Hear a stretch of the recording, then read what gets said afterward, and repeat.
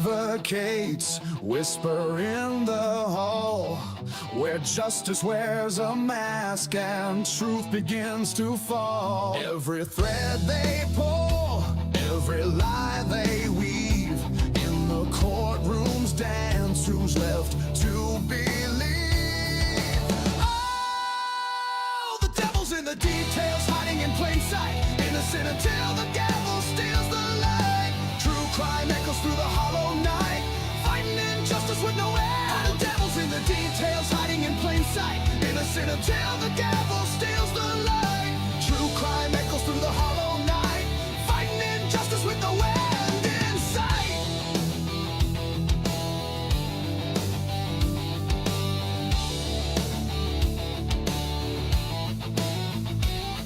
A photograph fades where the truth once stood. Blurred lines between the bad and the good. The scales they tilt with every silver tongue, while the broken cry for a song unsung. Black robes sway like shadows on the wall. One wrong word and the mighty fall. Who's a sinner? Who's a saint? The jury's out, but the verdict's faint. Oh, the devil's in the details, hiding in plain sight, innocent until the gavel steals the light. True crime echoes through the hollow night, fighting injustice with no end. The devil's in the details, hiding in plain sight, innocent until the gavel steals the light. True crime echoes through the hollow night, fighting injustice with no end in sight.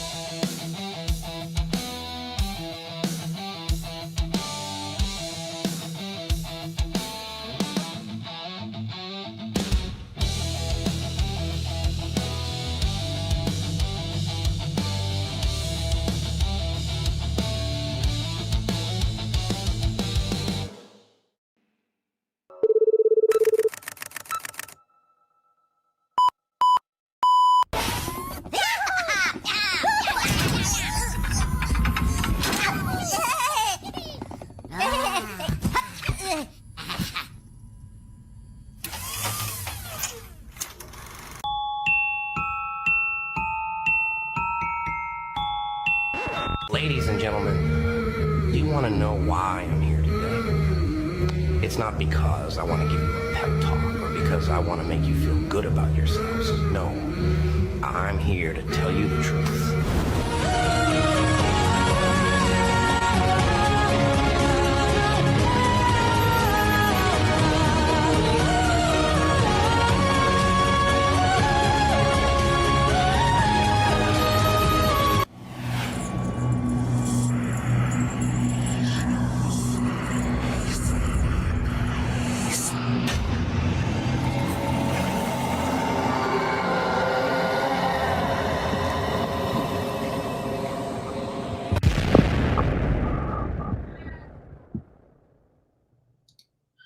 All right, welcome. Hopefully you can hear me. I don't have anybody with the cameras on backstage, so I can't get anybody to wave at me and make sure that we're good. Give me a one. Okay, perfect. I got sound, so that works out. I've got DAGO backstage. Special night tonight in the house. I can't wait to talk to DAGO again. Went on his show a while back. It was a great. I felt like it was some instant chemistry. We had a similar background, a similar childhood. We have a similar path to how we got here. Really cool vibe. Love his show. Love his style.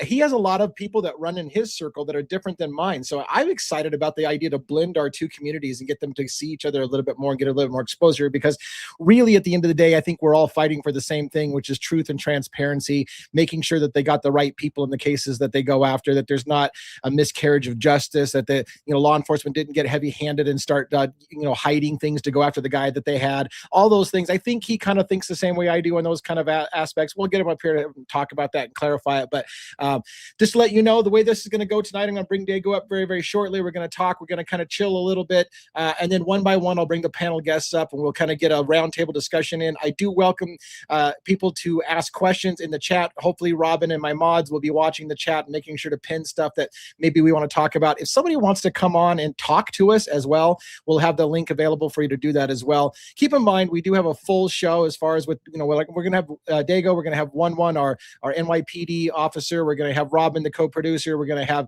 Estes Crime Maze. We may even have Joe from State of the Jeep show up. So that's a lot of people to pack on the screen at one time. So we may juggle some things and figure out as we go, but we do have some room potentially for some comments from you or some people to come up and take that opportunity. Like if you've been on my show and you watch Dago and you haven't had a chance to say hi, jump on here and say hi to Dago as well.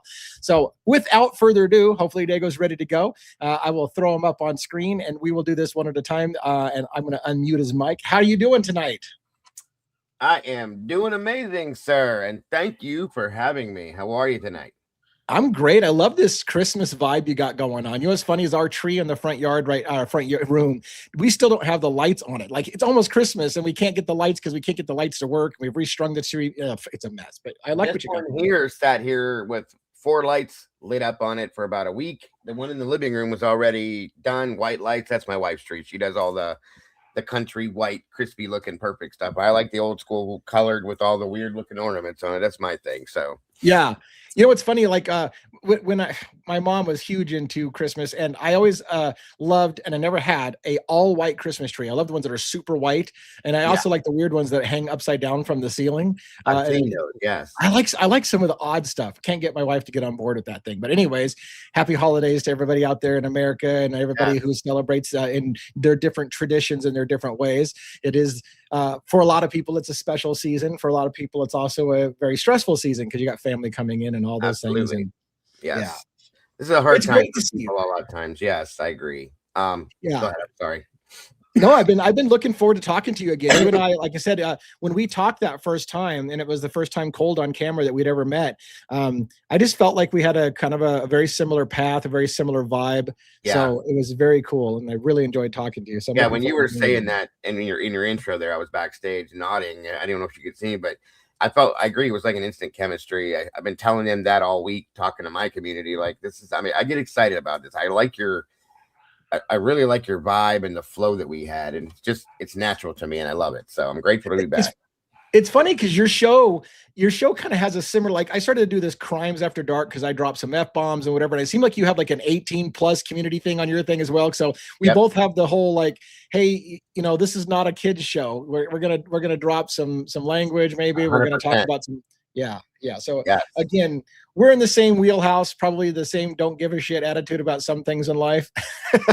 100%, bro. 100%. And I see you've been at the Koberger thing. You've been on I was looking back through your history. You're at least 2 years into this case, which is further as far as like I've only been doing it for a year on YouTube, but you've been at it for a couple of years. Did we talk about how you first got into the Koberger case, the Idaho 4 case, and why it struck a chord with you?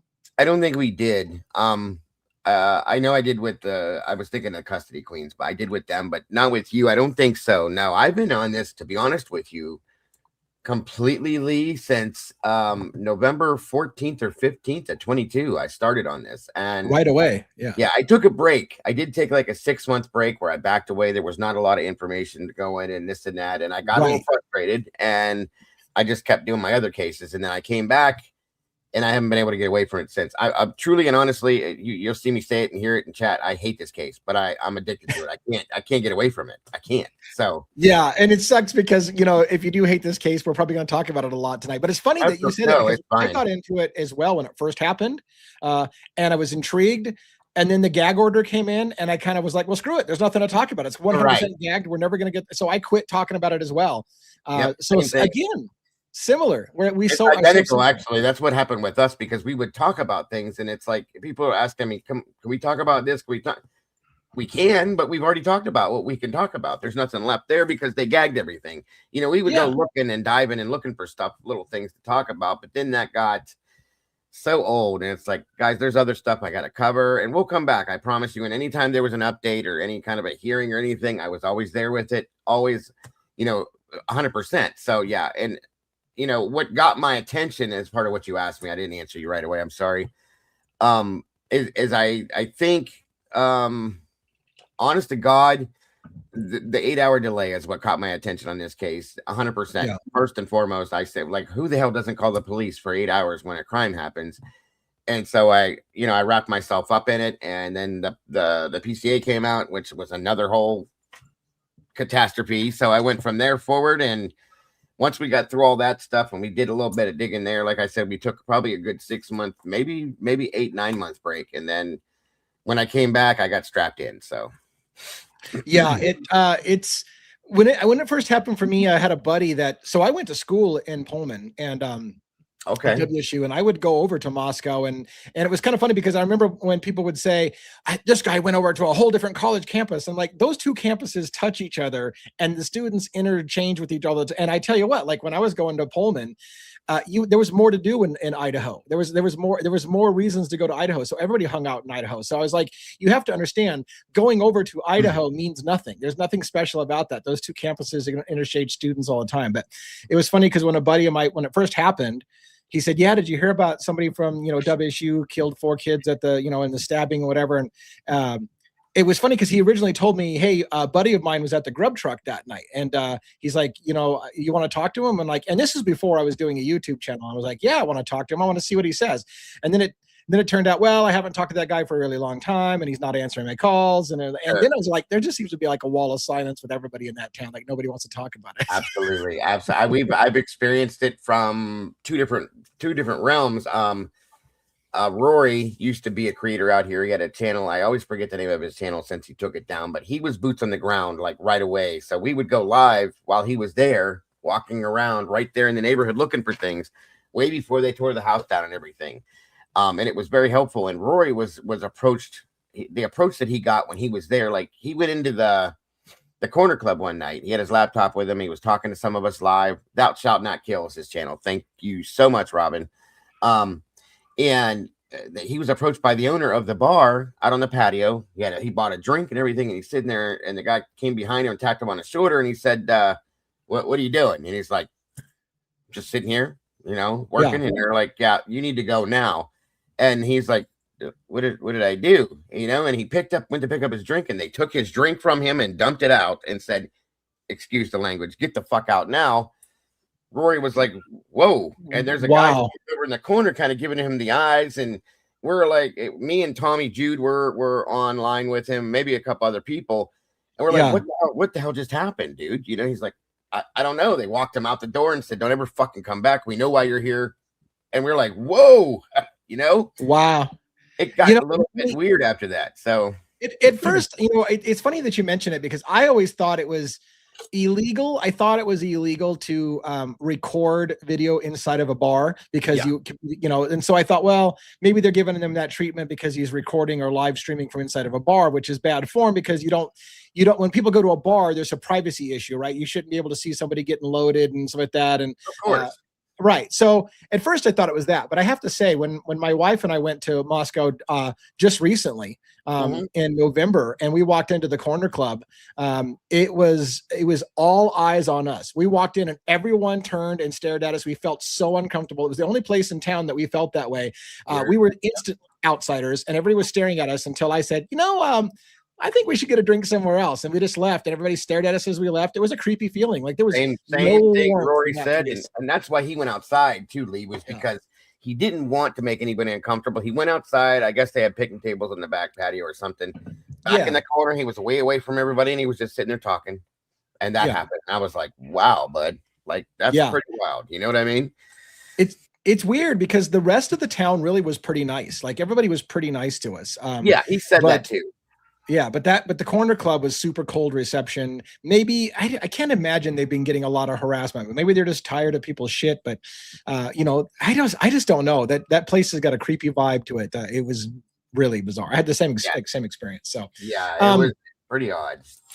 I wanted to talk to you a little bit before I bring my panel up. I wanted to talk to you about a few things. You're aware that I wrote a request to the Idaho State Attorney General's office requesting them look into opening a criminal investigation in the Moscow Police Department for potential mishandling of this case and possibly criminal Right. hampering. I can't remember how I worded it in the letter. It was very legally worded and carefully worded, but basically just saying that I suspect there could have been criminal misconduct in this case and the handling of evidence. Right. I haven't heard back from them, but I've been firing off a whole bunch of letters. I wanted to let people know, and you for the first point, because I think you're doing your own campaign. I wanted to hear a little bit about that as well. I will tell you this. I have not received one of the, actually the very first official letter I sent was to the Idaho State Attorney General's office. I think his name is Labrador. Labrador, Mr. Raoul Labrador. Yes. Yeah, like the dog, right? Labrador. Yep. But they have not responded to me. However, I sent a simultaneous letter to Idaho State Police today. I was asking Idaho State Police to also engage in the investigation of Moscow Police Department for possible mishandling of this case. Idaho State Police has responded to me today. They have opened up 3 case numbers based on my thing. So I've got 3 tracking numbers.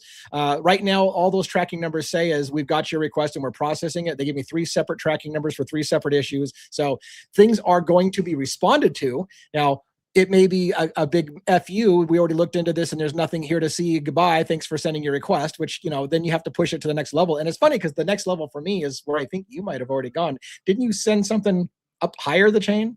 I am going, I'm going to throw backstage real quick. Sorry about that. To show you Jen 7. She's a community member in my community. She may come over. I think she comes over here too. She sent this letter to me. She put it all together, sent it to me about 4 or 5 days ago. And your name's actually listed in here. Oh, wow.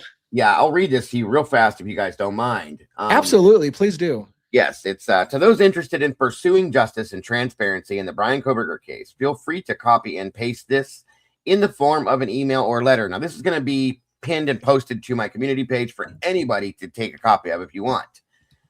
Feel free to add and edit anything you wish. Feel free to send it to independent media channels, independent radio broadcast channels, community channels, DOJ, and other agencies that you feel need to be made aware of the issues that we see in this case in its presentation to the media.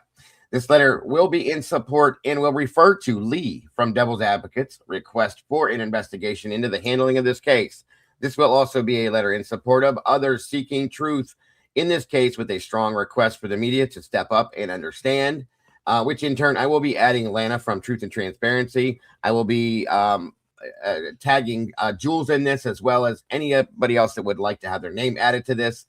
And understand that those of us who have issues with this case will not quit pushing action until the truth is told, and not a narrative that is not factually correct is corrected. Now, again, you guys, this letter is a base letter that we can change around however we want to, which is what I'll be doing in some aspects. Again, like it says, this letter is a base letter only. Feel free to use this letter to either send as is or with your own individual additions, regardless of whether you feel this will help at all. A simple act of sending something is better than nothing. Small actions can and will move mountains. Thank you for those in pursuit of truth, justice, and transparency. We the people will not stay silent. Sorry. Here's a list of the people that Lee emailed. And again, feel free to add more of your choices, such as independent news outlets, community radio broadcasts, etc., and any other agencies you wish. I've added the DOJ address, which is where I'm headed, folks. The Idaho Attorney General address, the Intercept, and the Marshall Project contact information. The Intercept and the Marshall Project are outside journalism agencies and independent outlets that focus on the issues in the criminal justice system and hold those in higher places accountable. How you choose to address your own letter is up to you, and whether you choose to list your contact info or address in a letter or email is entirely up to you as well. I have listed other creators here that have publicly stated issues that have referred to their videos. If you wish to add anyone else, please contact them first, get their info. And of course, if you yourself are a content creator and want to add info, please do. You may have to repost links or add them if needed. Thank you all. Now that's the introduction to the letter. She also has CNN, Fox, ABC, and CBS tagged in this as well for us to use. The Department of Justice is, again, where I'm headed with my my form of action, I guess you could say. There again is the Marshall Project. You can reach out to them, the Idaho Attorney General's office. and there was another one, The Intercept. I'm sorry, there as well, who deal with things specifically just like this. Now, this is the actual form letter itself. This is where you can add things, change things, so on and so forth. The way she put this, you know, I don't have to run this, but she just put this in here because of what you had started and your aspect. And I'm not going to read through the whole thing, but it says, I am Dago or Joe or whoever I'm going to put my name, probably Joe. I'm writing to you in regards of a request that was made by Lee Farrell, blah, blah, blah, from Devil's Advocate for a criminal investigation into the potential evidence tampering and withholding of exculpatory evidence in the Moscow Police Department's handling of the 1122 King Road homicides on November 13th. So that's how this letter starts off. Now, this is set up the way Jen set this up. We can change, add, adapt, whatever we're going to do to it. And it gives all of this information down through here, just as you did, I guess, with your stuff. Of course, any Miss Potts over there, she's got issues. There's Jules, Lana, Truth and Transparency, basically to show that we're a united front in some aspects, so on and so forth. Now, like I said, I'm not going to, she sent this way. I'm not going to put your name into this one because you're doing your own thing, so I don't want to step on that. But I am going with this, and once I adapt everything, to the Department of Justice, because I'm just going straight to it. You know what I mean? Whether it gets even looked at, I don't know. I have doubts, and maybe I have to send it more than once. Yeah. I was thinking about sending off to the where's it at there? The Marshall Project, as well as the Intercept as well, and just to see if there's a response there. And then whatever they say from there, maybe we'll have something to go with there. So. Well done, sir. I really love that. I love that the community is coming together. Thank you so much, by the way, for referencing the letter that we've sent to Idaho Attorney General's office. My strategy has been to wait for the Idaho State Attorney General's office to deny me the request, and then go to the federal government, to go to the Department of Justice for potential civil liberties violations, basically robbing Koberger of a right to due process and a fair trial, because I think that was a civil liberties violation. So I've been, I'm not saying that what you're doing is wrong by all means, by all means, but my strategy was, I'm going to give them the chance to do the right thing in the state level, and then if they don't, we'll escalate it further. I think in a way, we already know they're not gonna do the right thing, right? It's like, I want to give them the benefit of the doubt to let them do the right thing, but what's the likelihood they're going to do the right thing and open up a criminal investigation? You never know, though. You never know. You never know. Go ahead. No, I was just gonna say, it can't hurt in whatever directions any of us are going. Like I said, you're doing what you're doing, which kind of sparked me, Lee. It kind of lit a little fire under my ass, knowing what you're doing. And then seeing what Lana's doing with her lawsuit. Jules is talking about some stuff. We're trying to put together a tab list of different things and different topics and issues to add to this, so on and so forth. Annie's talking about the DNA stuff, all of that. So if enough noise is made, I don't care who you are and where you're hiding, you're going to hear something somewhere. That's the way I look at it. So, and it's sad because when I wrote the letter to the state attorney general's office, I thought to myself, this literally is just scratching the surface. Like I could have tried to lay out a million reasons why they've overlooked and mishandled this case already. And it could have gone on and on and on, from even comments that Hippler said where he wasn't happy with the way the evidence was handled in this case. There's stuff on records I could have cited, but the letter would have been 57 pages long. And so I thought, which way do you go? Do you start the process with something, that has teeth to it, and then say, by the way, I've got more? Or do you here's a 57-page book, of all the things, look into it? I didn't know which way to go. So I went more simple. I went more simple with, hey, this alone should be exculpatory evidence, this alone. And so you should open investigation, but I plan on giving them a whole bunch of extra stuff. So again, good job. Thank you so much for doing that. And by the way, I want to share with, for those who want to draft letters like that or get behind Dago's not attack, his method, my method, whatever. I want to remind you, I have a website, devilsadvocates.info. Yeah. This is what it looks like. There's a documents area. This table that you see on here has all the letters that I've sent out to all the different agencies and the some of the responses that are coming in. We're getting responses from a bunch of agencies. I'm tracking it. There's page after page after page. I mean, at the bottom of this, by the way, is a PDF version of that original letter to the State Attorney General's office. So you can see my wording if you want to, things like that, along with the attachments that I sent to the Attorney General's office. So there are more letters for sure, but I gave you some so that you can see what's been done. I wanted to give you another status. How do you feel, by the way? I don't know that you and I've talked much about it. How do you feel about a character by the name of Brent Lee Kopacka? Have you ever suspected that he might have had an involvement, or is he completely ruled out in your mind? That's a good question. I have suspicions of things based on things that we've researched, that we've seen, that we know. We were actually looking into this a little bit the other night about neighbors in the neighborhood of the 1122 house in relation to Kopacka himself, possibility of girlfriends living there, Brent. So I do have a slight a feeling of attachment there in some aspect, that he has the possibility of him being involved. Yes. So I'm about to bring our panelists up, but I wanted to share with you real quick some new things that happened today. Go ahead. Absolutely. I just wanted to know real quick if you can just give me about 3 seconds to welcome my community. I see we're dual streaming. They're joined in here. I love these people. I'm not going to name them all out one by one, because there's a lot, but I greatly appreciate all you guys joining us. My amazing and beautiful moderators in the house, and handsome as well, because of Mikey and Randy. I appreciate you guys so very much for joining us. All of you guys for being here tonight with the advocates. I'm super excited about this and about all of our communities coming together the way they are. I love you guys. I appreciate you so very much, and thank you for being here. Sorry, Lee, go ahead.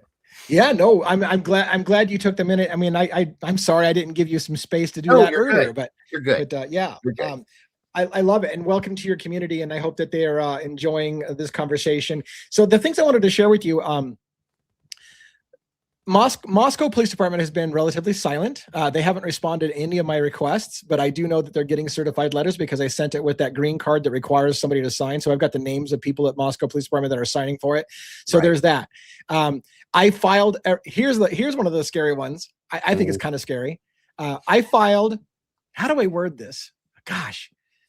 I filed a request to look into 2 previous cases handled by prosecutor Bill Thompson and Moscow Police Department from the past. That's the story of Michael Nisbet, who was shot and killed, Molly's husband, that was shot and killed by Nisbet, I think.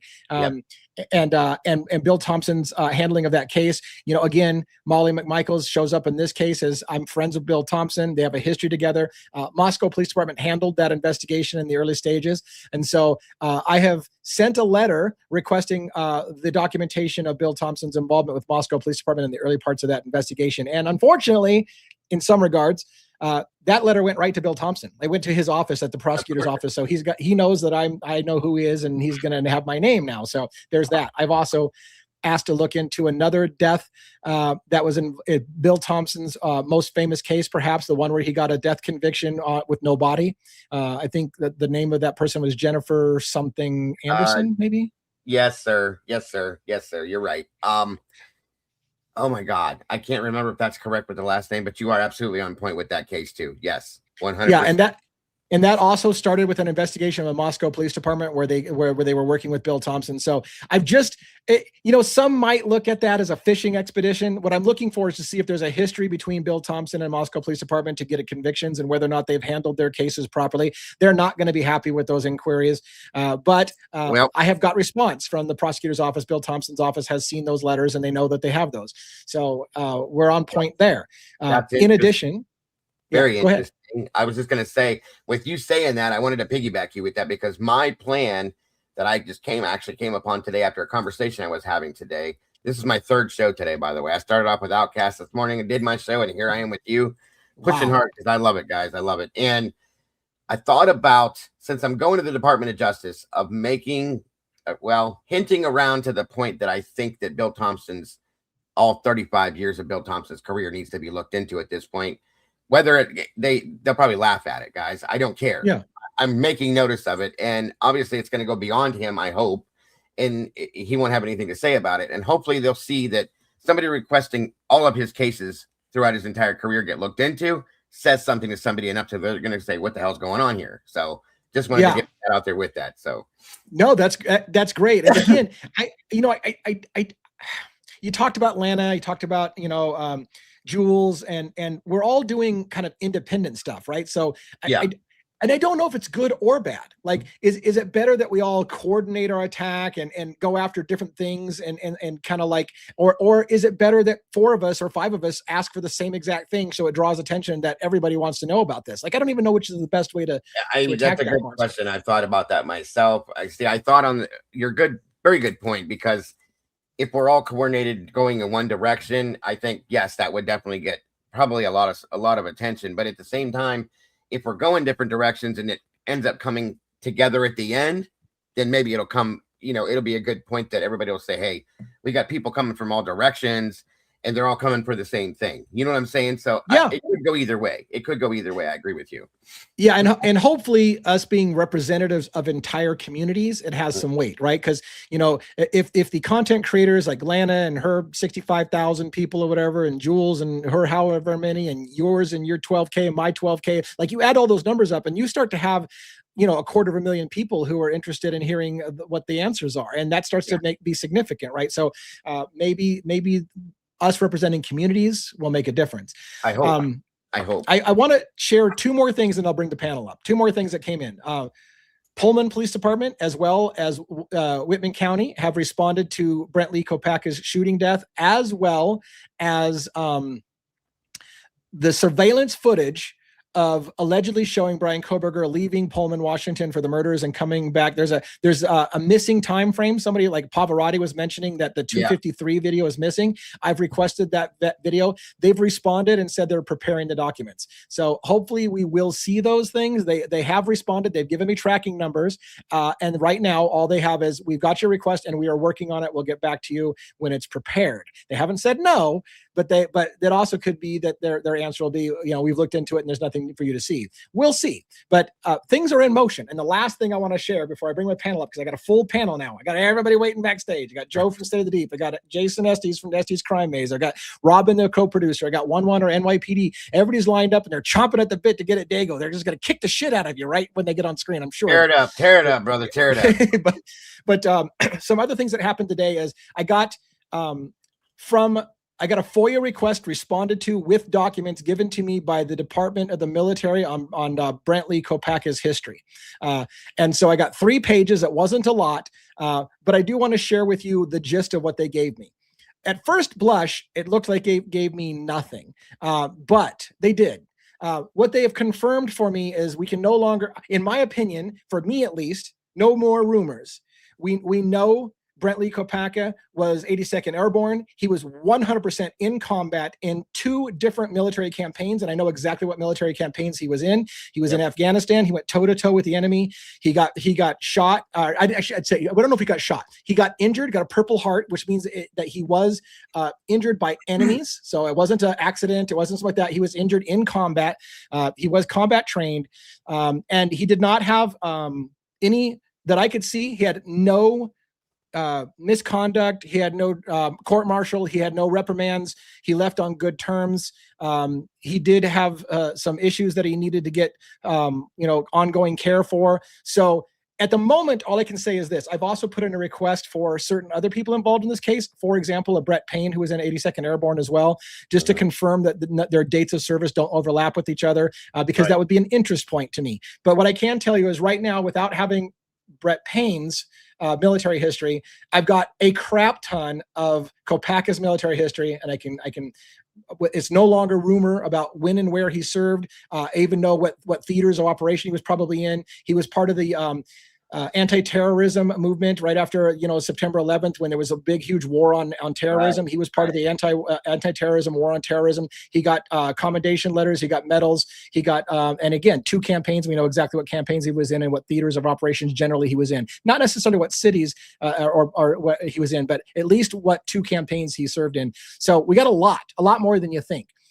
One last piece I'll tell you that was interesting is they redacted, and I was kind of pissed off about it, but it's apparently standard. They redacted where he went to high school. It says that he graduated after 4 years of high school, and they redacted the high school name and location. So I have no idea where he went to high school. I really would like to have that information. I think we might have that info, Lee. My videographer, Molly, I don't know that she's in here yet, but she may be here. She's a videographer on my channel. She's a moderator. She's been with me from day one. So she actually she might have that info. I'll get back to you on it. If I do, it's yours. Outstanding. Yeah, absolutely. Yeah, I was just curious. You know, it's one of those things. I've long had speculations about where his family and everything came from, but I can't prove anything. And when they redact it, allegedly, I have to have the family's permission to look at where he came from, went to high school, things like this. So, anyways, so enough of that. Let's bring the panelist guests up on stage. And it doesn't look like I've got my co-producer Robin. Otherwise, I would have brought Robin up first. So I guess I'm going to bring people up in the order that they are staged backstage. So we'll bring up 1-1. 1-1 is a lieutenant in NYPD, 20 plus years. Right? Yep. How are you guys doing? How are you doing tonight? By the way, I've heard DAGO. Yeah, I heard you're full of shit. You're not really NYPD. This show's a sham. You're not really NYPD, but I mean, yeah, I'm fake. It's Halloween. It's Halloween every day for me. I don't know. You gotta love it. Thank you for your service, brother. I appreciate you. Much respect. Thank you. Yeah. I was pretty hot when somebody told me that he wasn't NYPD. I'm like, look, assholes. I literally went, I verified this guy's credentials 6 ways from Sundays. I know he is who he says he is. So listen, this is, get used to it, bro. I'm a retired firefighter, EMS, medic, all that stuff. And early on in my career out here on YouTube, they tried to do the same thing to me. Don't feel bad. Yeah. It's just par for the course. People are just horrible, and yeah, it is what it is. Let's bring on Jason Estes from Estes Crime Maze, who's backstage. Estes, how you doing? Oops, I'm gonna get you unmuted. You're muted, so you probably can't say anything. Hold on. I don't know if Robin and I are fighting for your microphone, but I can't seem to unmute you. Their mic is not connected. Jason Estes, it says your mic is not connected. Yeah, could not possibly hear you because your mic is not connected. Let's bring up Joe. That was good. That was good. Oh, that's great. That's great. Joe, Wow. What's up, everybody? What's up, Dago? DA. Evening, sir. Good to meet you. Good to see you tonight. I like you already. We have the same name. Right on, brother. Yeah. And we'll get Estes going. I'm trying to get him sorted out with his technical stuff, but he's I think he's got a mic.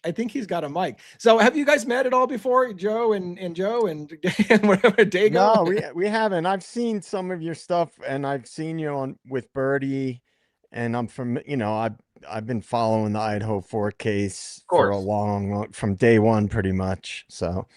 Absolutely. Well, it's good. It's very good to meet you this evening. Yeah, my real first name is Joe. Dago's a nickname, obviously. My parents were not that high. They did not name me Dago. But yeah, that's why my real name's Joe. I have no fault with telling anybody that. Most of my people know that, so that's why I said that. But anyway, it's great to meet you again. You too, brother.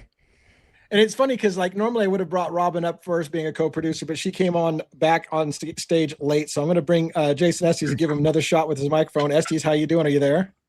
Fucking right, man.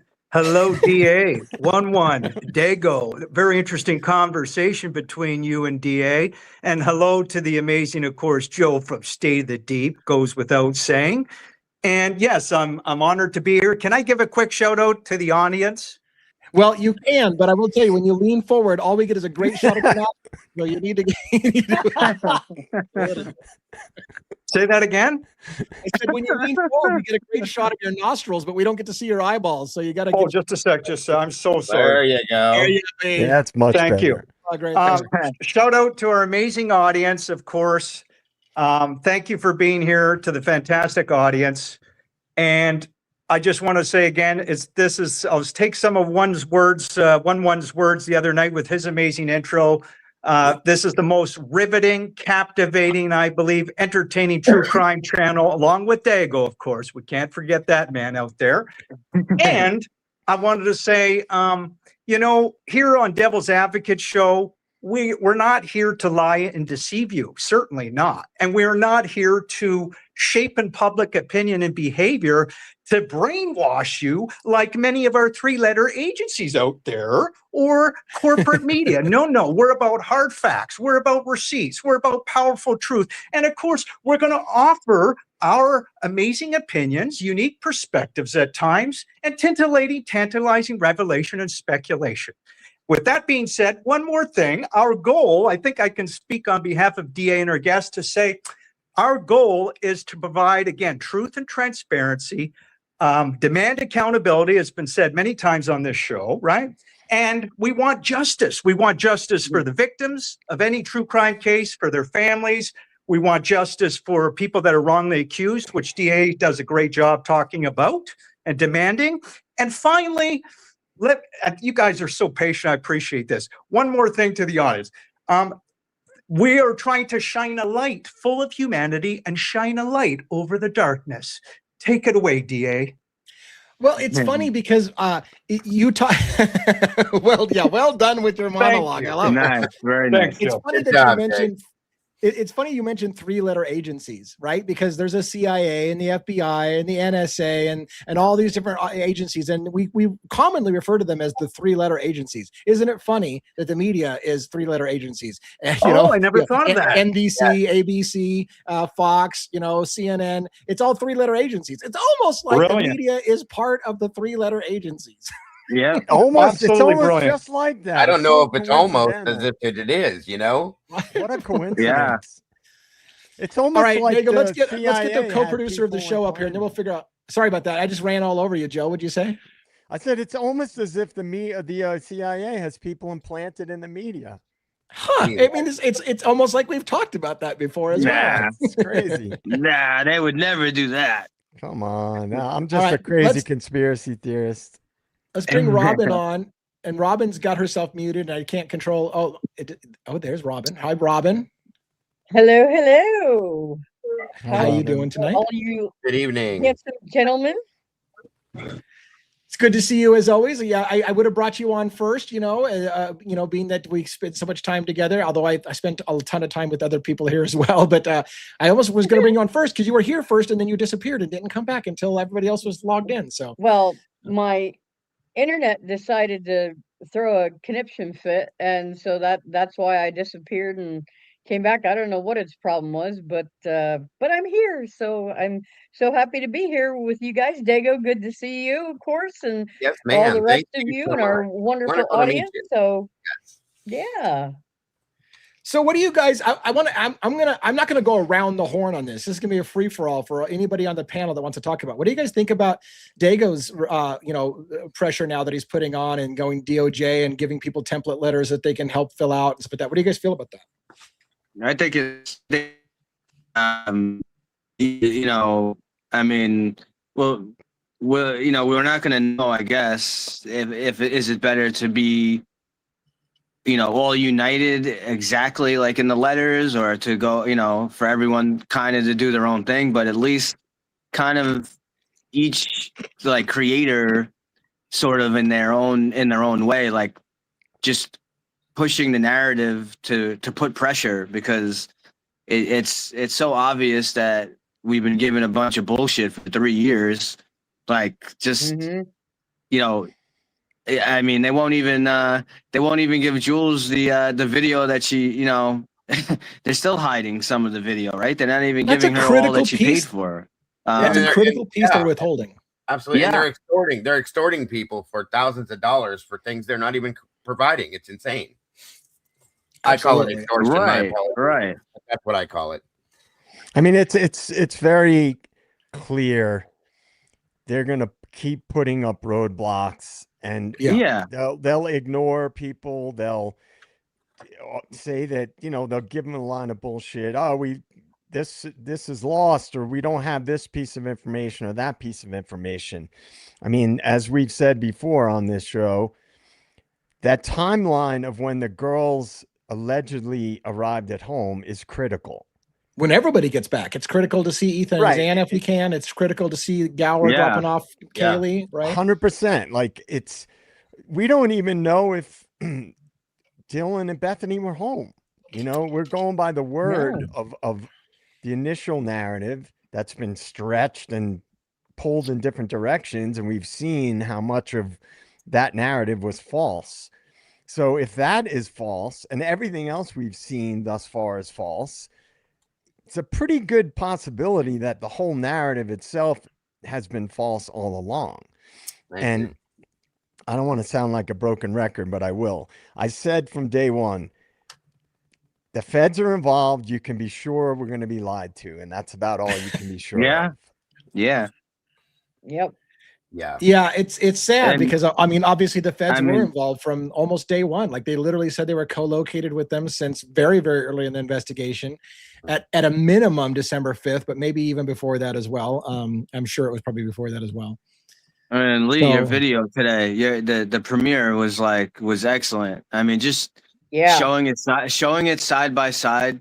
Yes. You know, watching a few minutes, whatever, 5, 6, 7 minutes of the 410 to 420, and you hear a few noises here or there, but really the thing that was pushed with that, whether mainstream media or maybe wasn't exactly like Moscow PD or Idaho State Police, but it was pushed in the media, like, oh look, you hear oh Murphy, you hear the dog barking at 417, that's when the crime happened, and going nuts. And again, like my big thing with that, like why would the dog start barking just when someone leaves the premise? What happened when I'm a big dog person. I mean, I have a German Shepherd, but what about when he enters? Why isn't the dog that's the thing that alarmed me? Like, where is the dog barking at 410 or 409 or whatever, whenever he got into the house? Where's the dog barking? And you showing that side by side, like I almost wanted you to play some crickets in the background, like stuff more kind of. I mean, I was like, this is crazy. And you hear just 2 minutes, not even a few minutes of that audio that you played from 2:30 to 3:30, and it's like, it's just the pro burgers, right? Yeah, it's just a bunch of college people. I say it again. I've been to many parties and whatnot.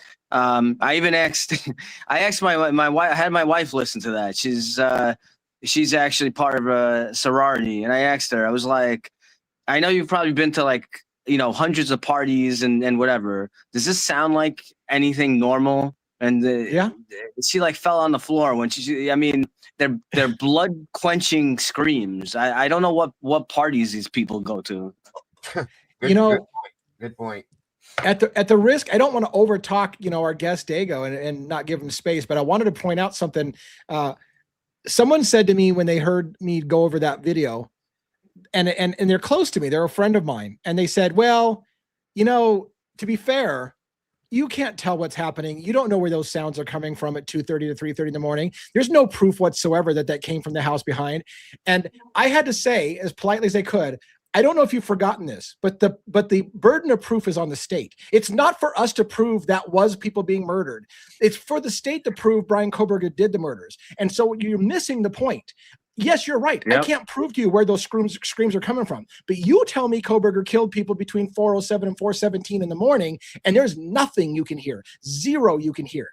That's the problem. You're missing it if you think that we have to prove to you who was screaming at 2:30. I do not have to prove that to you.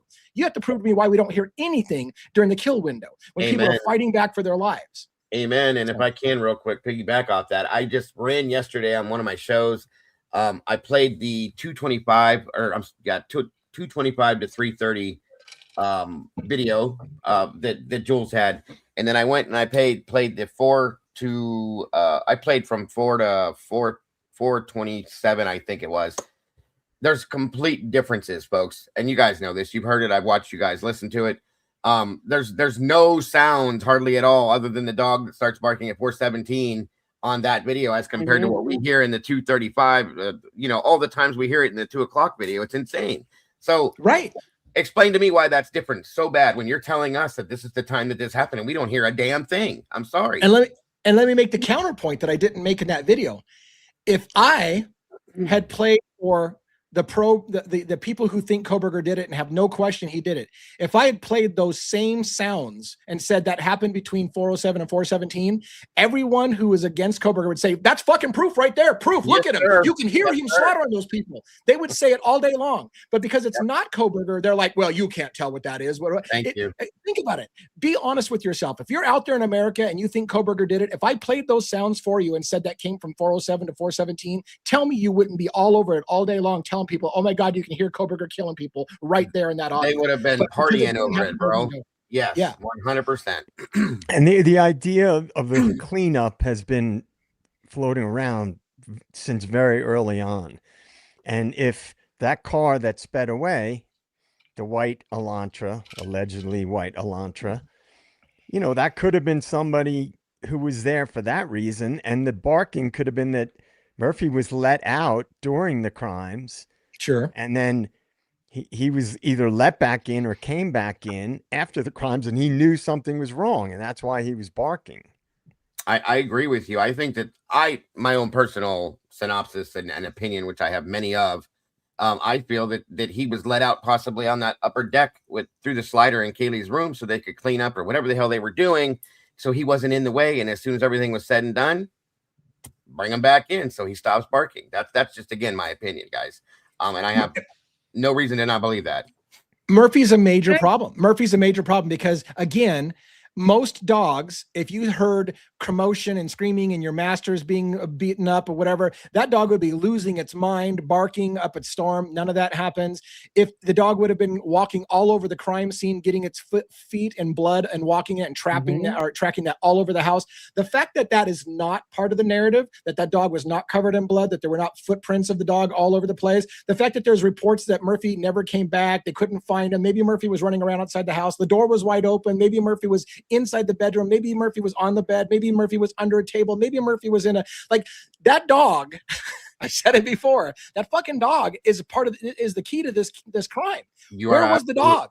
Yep. Where was the dog? I said the same thing, and I said it too. I said, you know what, you want to solve the case, put Murphy in a room with Brian Koberger by himself, see how he reacts. Put him in a room with all these other people and see how he reacts, because dogs are way more sensitive to these things than we are, obviously. Yeah. I said, you probably get your answer right there. You know what I mean? So yeah.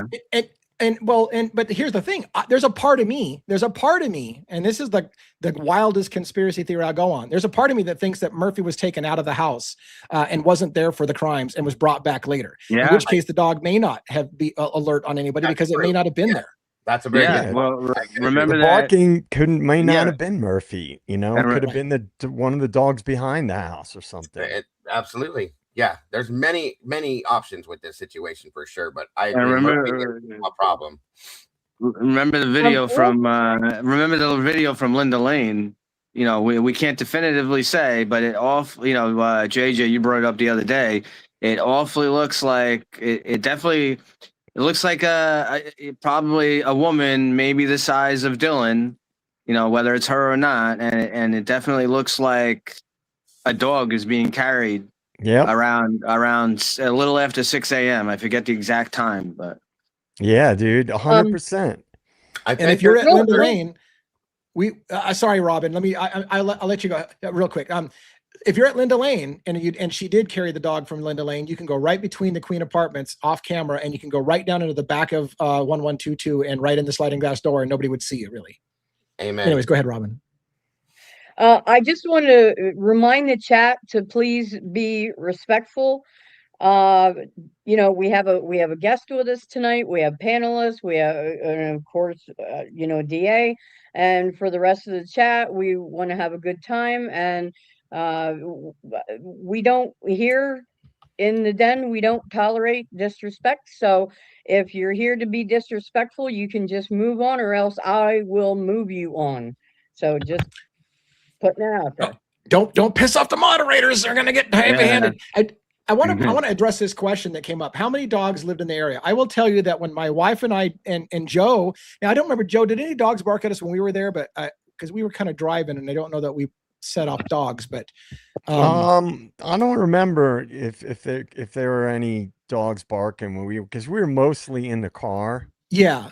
But when Rhonda and I walked around the neighborhood, there was a large dog, and I've been told there's 2 dogs right behind 1122 King Road residence house, which of course is no longer there. They tore it down to the foundation, of course. But there was a large dog in the yard barking at me when we got out of the car and parked in that upper parking lot. Same dog. It sounds a lot like the same dog. Now, again, in a college town, people move a lot, but there's also people who have been living there for a long time. So I don't know if the residents back there were students that, you know, rotate out all the time and take their dogs with them, or whether they're a longtime resident. I don't know enough about that house.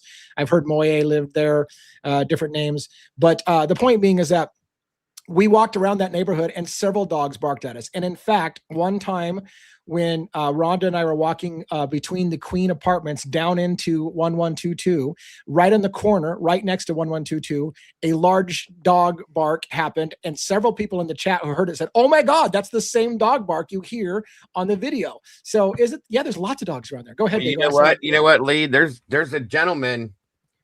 I think that guy is in one of the reports, the ISP reports, talking about walking his dog out back behind 1122 that night. It's Jeremy. His name is Jeremy. Is that the same guy then? Okay, I think so. I'm pretty sure. Because is it the same guy that claims that he walked his dog, goes back to his apartment, goes to bed, and then he hears a knock on his window at some point that night, and his dog got a little unsettled. I remember reading that report, and it was right on the corner, right next to 1122. So I was wondering if it's the same place. You know, Queen Road Apartments, because of the way the ground is graded there, the upper 2 levels of 1122 point directly between the Queen Road Apartments, which are they were on perpendicular, right, to the lot of the 1122.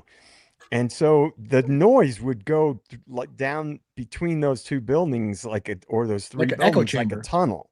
Right. You know, so I believe that a lot of that Linda Lane footage, because Linda Lane is just past the Queen Road Apartments.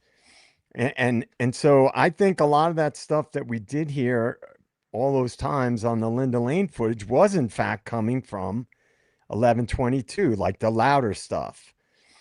Yeah, because it's like a little sound tunnel right there. It's like a fishbowl. Yeah, everything that goes in comes right back out, and it's very loud. That's what I learned when Rory was there. And then the house behind is 1260 Walenta. Their backyard touches the backyard of 1122. The Moy house. So, yeah. So I again, you know, but you could look at it. Well, then how come they didn't bark when? You know, it's a whole thing with that. How come they didn't bark when someone went in? Well, maybe they just were let out to go to the bathroom. What I know is that house behind the 1260 Walenta, which is very interesting, is that's one of the houses that complained about made noise complaints. Yes. About 1122 at like 8 o'clock. You know. Yeah. So this is what's interesting is they made noise complaints like 8:30 at night, but yet this is, you know, after 4 a.m. in the morning, and one of the guys wakes up at he specifically says he wakes up at 4:17, and he's got a motion light too. The cop that the officer that did the investigation in that did a horrible. It's a female officer. Horrible report. She doesn't write down. She doesn't ask or write down. Maybe she asked, but she doesn't write down. How does he know the motion light went off? Did he look out the window? Did he like what, you know? And what's interesting, whatever it is, maybe he doesn't like the people there or whatever. If people in that house are willing to make a noise complaint, right, for a party at 8 o'clock at night or 8:30, and this guy gets woken up, he wakes up at 4:17 in the morning. You don't think he's going to call the police if their dog is barking for like 40 minutes straight? But what would be a reason not to call 911? Because you're not going to call 911 on your own dog, right? So and 417 and 417 is when the dogs lose their mind. So right. So it's funny because again, this is why I made the argument. That driver never got out of the car. The dogs don't lose their mind until somebody comes out of the house, is what I suspect. That's why the dogs don't lose their mind until 417 is why the motion detector didn't go off to 417, if that's the same night. Right. Because the driver never got out of the car.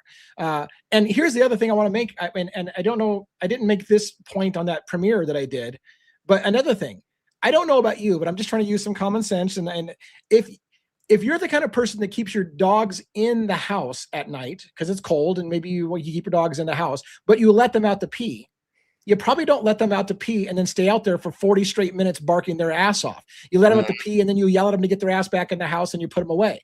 So it indicates to me, in my logical, consider me crazy, but those dogs probably were out all night long, which means, again, they didn't lose their shit until 4:17. So nobody went into the back of the house by deduction because they would have seen that and they would have lost their mind earlier. Unless you say the owner let them out to pee, but then if he let them out to pee, why did he just let them stay out there barking their ass off for 45 minutes or whatever? It doesn't make logical sense. No, those dogs were out all night long sense. and they didn't bark until somebody left the house. Good Well, point. the thing that DA I mentioned the other night is if the crimes happened earlier, which I think we are starting to feel like whatever went down, it happened between 2:30 and 3:30. That car that sped away, if that person could have been at the house for a different reason and they saw what happened and if they freaked out, so they run out, they're behind the house, that parking area, so they're making noise. That sets a dog off right behind them, let's say, barking. The dog gets freaked out. Dogs sense when people are panicked and stuff. And then that's why the car peels out, because they're like, what the hell did I just walk into? Yes. Whether it was Kohberger or not, because there is that possibility. And I've said it before. I've had a belief, just a theory for a long time, that there were drugs going in and out of that house. Now, I've never said that it was one of the roommates was selling. I said somebody associated, I always say that, with that house was dealing. And so if people, it could have been a common house where people went to meet somebody to buy, to pick up, right? And so that car speeding away, let's just hypothesize that Kohberger was using. He had a history with drugs. It's not a far-fetched thing. So he could have been there for a totally different reason. And another thing that, people don't seem to realize is that, again, had there been a trial, even if they could prove definitively, which I don't think they could have, but even if they could prove definitively that Kohberger actually arrived at the house at that time, like you said, they could have said he walked in, saw something horrific, and then peeled the hell out of there and said, I want fucking nothing to do with this. I'm out. And maybe that's why he sped off at a high rate of speed, is he's freaked out. He's like, I want nothing to do with this. I'm going to get out of here as quickly as possible. And they would have had a chance to share that with the jury and say, you tell me that's proof of anything other than he panicked when he saw what he saw. They would have had a chance to make that argument. Go ahead, ST. To go on real quick. I don't mean, I'm sorry. Was somebody going to speak? My apologies. No, go ahead. Go ahead. I just wanted to add to what one was saying. 3 years ago, there was an interview done with a frat member that disguised his voice, was in hiding. He didn't want anybody to know he was talking.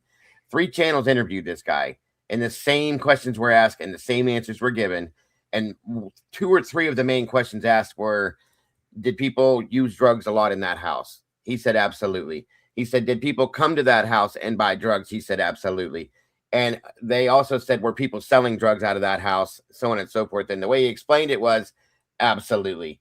There were people selling drugs from that house, people going there to buy drugs in other aspects, and there were people buying from that house that were buying drugs as well. So it was a hub, in a sense, basically, is what he said, and it was the house. So 3 years ago, this was talked about, and then the guy disappeared. So, like I said, 3 different creators interviewed him. He gave the same answers, same questions, and all that. So it's obviously a point, and I felt that way almost from the beginning, one. So I just wanted to kind of back you up on that and say, yes, I absolutely feel comfortable thinking and feeling that 100%. So, and I want to back up what he said, but I want to give Jason Estes a chance to go before I back up that. Go ahead.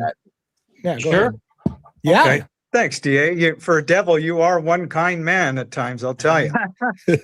But no, really, I just want to offer my opinion and first say I agree with DAGO and 1-1. You guys talking about the drug angle. It took me a while to get there, but I think, like a lot of people have talked about, and you guys are, that whatever happened to those students, and again, Estes Crime Maze thinks they're alive, protecting the WITSIC program. They were rescued by the feds. That it had to do with drugs. That as you guys say, it was like a drug hub probably in that house. And then it doesn't take much for one or more of those students to be in danger, unfortunately, with their lives in danger. U.S. Marshals, I believe, would absolutely have known that, especially with the confidential informant in the house, most likely.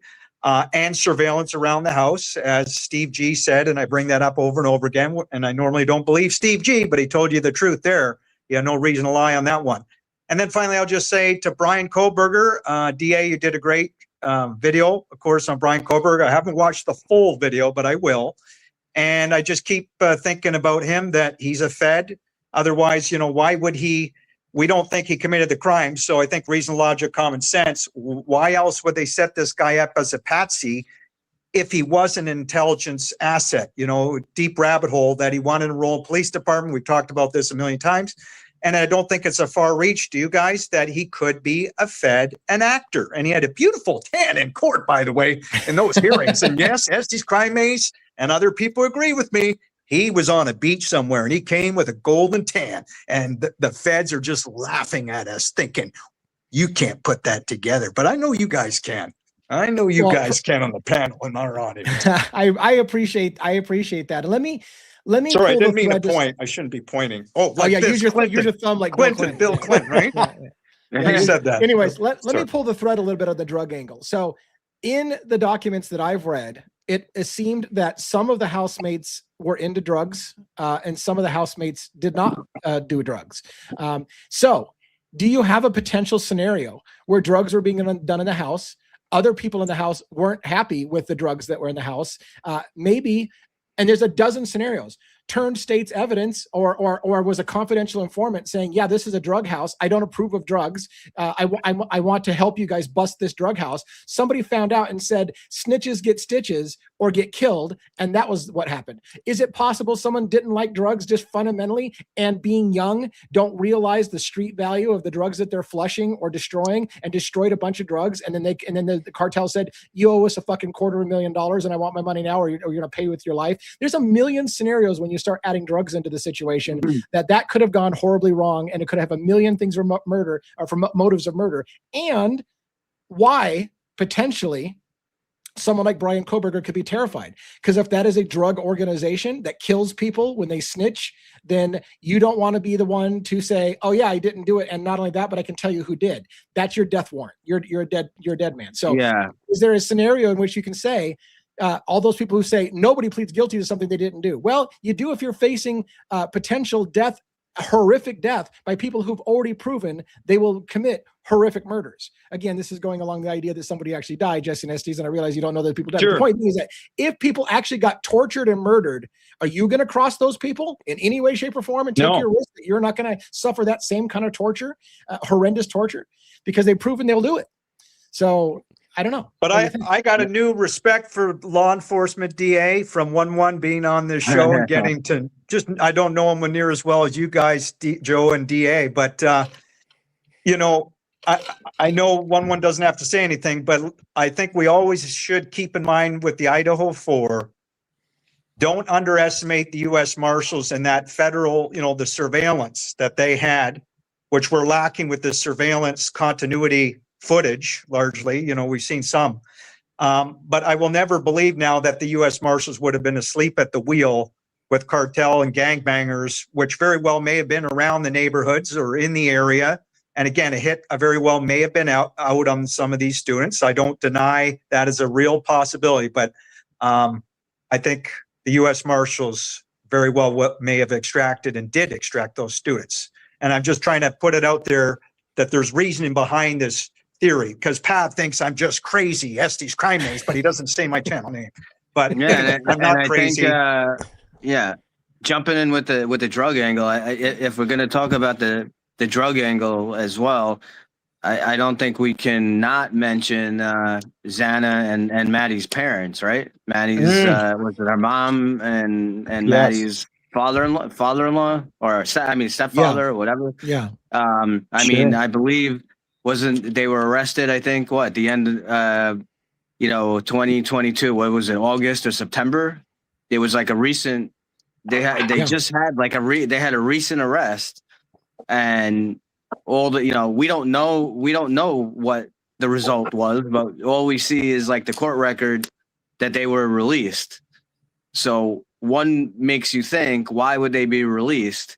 Is this some kind of retribution, or were they did they make some kind of deal and they couldn't, they were being watched or protected or whatnot, and the cartel or whatever organization wasn't able to get to them, so they got to their kids. Is that a possibility? Of course, absolutely. Of course, if you go back and read through Kara Northington, Xana's mother, her ISP report when she gives her interview, it's very interesting the way she makes the statement that she does and says, this better not be because of redacted, of course. Yeah, of okay. course. And it just takes you right back to one of the parents was arrested days before the murders, and one parent was arrested a couple days after, I believe, for the same thing. And going back and reading through those records as I did and research with my moderators, of course, so on and so forth, there wasn't real deal jail time done for some aspect, in some of that aspect. Okay. Bill Thompson has a tendency to like to make everybody an informant. Okay. That's their punishment, and run them through their special drug programs that they have. And it's just like so many of them, you guys. I looked into it, and there's so many of them that he's done this with. So absolutely 100%. Just as much as if you look at the situation down the road a little ways with Demetrius Robinson and Emma Bailey, when they were both arrested and charged with Caden Young's death because of an overdose. Yeah, great. I was sitting in a live stream, and I got somebody popped in and said, they let him go. They didn't charge him. I'm like, what the hell are you talking about? And I go, look at this. They were let go and they disappeared with no charges, no nothing. They didn't do any time. They didn't do nothing. So you explain to me how that can happen, and somebody loses their life and they're gone. They're not in jail. They didn't do any. They did that little bit of time they did. They were supposed to be transferred to another place. All their charges are gone, and they're out of there. That makes no sense, folks. And I'm glad you brought that up, because I've requested to look into Caden's death as well, and why Emma and Demetrius were let go on that. I'm requesting those records as well. So I'm glad that you brought that up. And we discussed that last night, Dago. On here. There is video of Emma Bailey leaving that house. There's body cam footage of her leaving 1122 King Road on one of those body cam footages that were released. I thought there was too, Joe. I was right there with you on that. And we went back just the other day and reanalyzed it. And I have to say, unfortunately, it is not her. But, and I'll show you what I meant if you need me to. She has been to that house. They have both been to that house multiple times. I have a person that knows kids that was there that come to my channel many times 3 years ago that proved that they had been to that house more than once. And that Xana and oh my God, Dylan actually were very good friends to Emily at some point for some reason or another. So see, I thought she was there too with her friend Marilyn. We went back just like 4 or 5 days ago and looked at it, and it is not her. It's very close to her. I'm sorry to say that, but I thought it was too for 3 years. And rumor had it, Dago, since you have some history with looking into them, rumor was that Demetrius was an extremely violent person. Is that did you suss that out and prove that's true? Extremely violent, sir. Yes, very much bad criminal record. Had been there for a long time. Was very well known by a lot of the older people in the area. It had been doing it for quite a while, and then what happened with Caden happened, and then all of a sudden, bing bang, and then he had a past record, which is something else that bothered me, you guys, because if you're being charged with somebody's homicide or being responsible for a homicide, that back record should have played into that. But whatever they did to get out of that really worked, because he takes off and he's in Vegas now, free and clear. Not one charge held over his head at this point. No time held over his head. No more going back to court. Blows my mind completely. It's absolutely insane. Dago, I got a question for you. Did you ever look into anything with Jonah Chapin? Because Jonah Chapin he's there at the grub. He's at the grub truck. He's one of the hoodie guys. When No. Kaylee no, and Maddie. no relation to the Chapin family, right? No, he's not related. Yeah, I know. There's so many people that have how many people in this case have Hunter name and the same name? But this guy, Jonah Chapin, supposedly has some kind of high drug connection or Aryan Nation connection. And he's there. He's at the grub truck. He's one of the hoodie guys. Really? And yes. And Tommy Jude had made a big deal about him.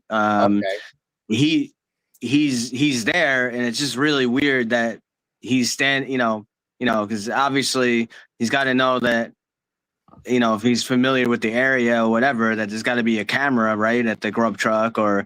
Sure. So I don't know, I don't know why, but it's just very interesting. And then I believe I don't remember exact date or timeline, but it was with, I think, a few days or maybe within a week later, Jonah Chapin, one of his, I guess, workers, friends, and then that guy's girlfriend, they were arrested.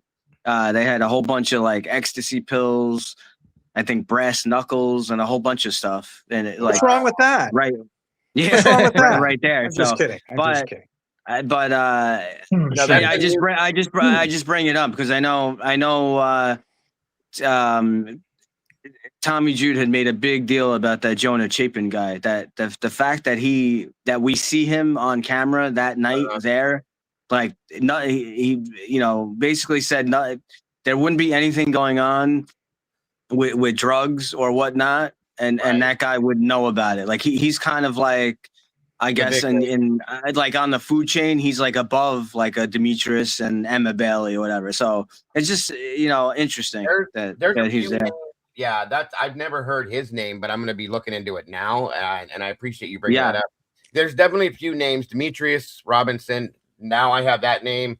Of course, Jesse James Bailey and his crew of people, right, all surrounding this area that are very important in that world. I'll just put it that way. So yeah, and I have a feeling, you guys, and I'm sure you'll get it, that they're all kind of interrelated in some aspect as well, and you know what I mean, going that direction. So. And of course you saw the big bust that happened in Pullman, shortly thereafter, all that stuff went down, so on and so forth with the Bailey crew per se, which again, just so everybody knows, there's no relation between Jesse James Bailey and Emma Bailey either. We looked into that deeply. But still there's a lot of it surrounding this area, guys. And it's just, I think it's a very important part of this. That's from my depths of digging and research and being here from day number 2. Okay. We found out a lot of different things that have been forgotten about, things that were never looked into, things that were just pushed to the side that I think need to be relooked at in some fashion, at least in my opinion. And that ultimately, I'll let you go in just a second, Jason. That ultimately is why I'm pushing for a reopening of this investigation and possible criminal. I think they ruled out people too quickly. That's something Steve Gonzalez said from the very beginning. They cleared people way too quickly. Yeah. I think that once they decided, and I think they decided very early on who their man was going to be, they basically took a square peg and tried to shove it into a round hole, and they just were going to make the evidence fit, as happens all too often in our country. Right. I think we have broken a systemic problem in our country. Real quick, I got to go put lipstick on. And by that, I mean, I'm going to refill my drink that has red fruit juice that I'm drinking, and it's going to stain my lips. But I want to go get a refill. So I'm going to take myself off camera, let my panel continue to talk to you, Dago. I'll be right back. Absolutely. Go ahead, Esty. Thanks, Joe. State of the Deep. Appreciate it. Just a question for Dago, actually. Like, I know one asked him a few questions or a question. Have you ever thought as a possibility, Dago, that, and I know you've heard it from many, or some YouTube creators, I'm sure, and people online, we've talked about it. Is it possible that Kaylee and Maddie, A, did not actually get to the house, and B, have you heard, I assume you have, but maybe you didn't, have you heard that the fact that Christy pointed out to the world that her daughter, Kaylee, apparently photobombed her the day before this so-called atrocity event happened? And do you think both of those situations are very, very interesting, or do you think it has no merit? Have you thought about it? I'll leave it at that and ask you. Everything, absolutely. Do you prefer Jason or Estes or Mr. Estes? Esty, don't do what Pav does. Pav just says Esty or Estes. He's close. He's doing this deliberately. It's Estes Crimes. Estes All right. Crimes. Well, Please first and foremost, I promise you, we're not going to talk about boxing any ears here. That's a promise. I have respect for you, sir. We're not going to do that. And no disrespect to Pav either. I'm not doing that. I'm just saying.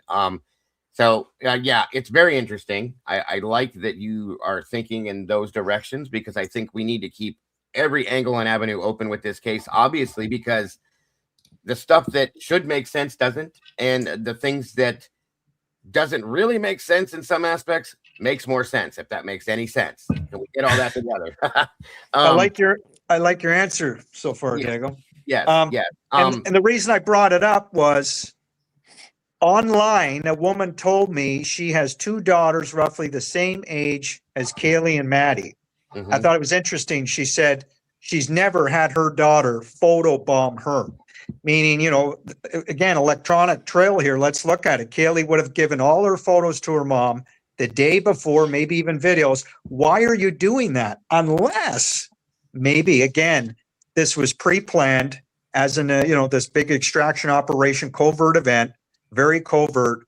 Again, U.S. Marshals around all over the place, undercover cops. It wasn't just gangbangers, cartel members, and, college students having a good time. Major law enforcement, as you know, presence there. And I don't think we can underestimate that, and surveillance. So, whatever gangbangers, cartel members, Brian Kohlberg or whoever, they would have had great difficulty, I think, getting in that house, not being seen. And then you're going to take out 4 healthy people. Sure. Again, I'm just putting it out there. Maybe that part of the narrative that we were fed by corporate media is also the biggest lie in this case. And I appreciate you guys letting me talk about it and looking at it. Sure. No, and let me ask you real quick first, because I want to make sure I understand what you're saying about like photobomb. What do you mean by that? As I understand, Kaylee gave all her photos to her mother, and her phone, you may know, was never, the parents never got it back. Right, I think one from his law enforcement.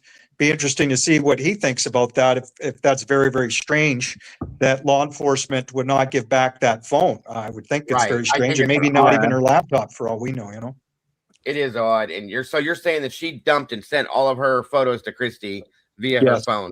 Okay. Yes. So photo dump. I got you. Okay. The day before all this happened.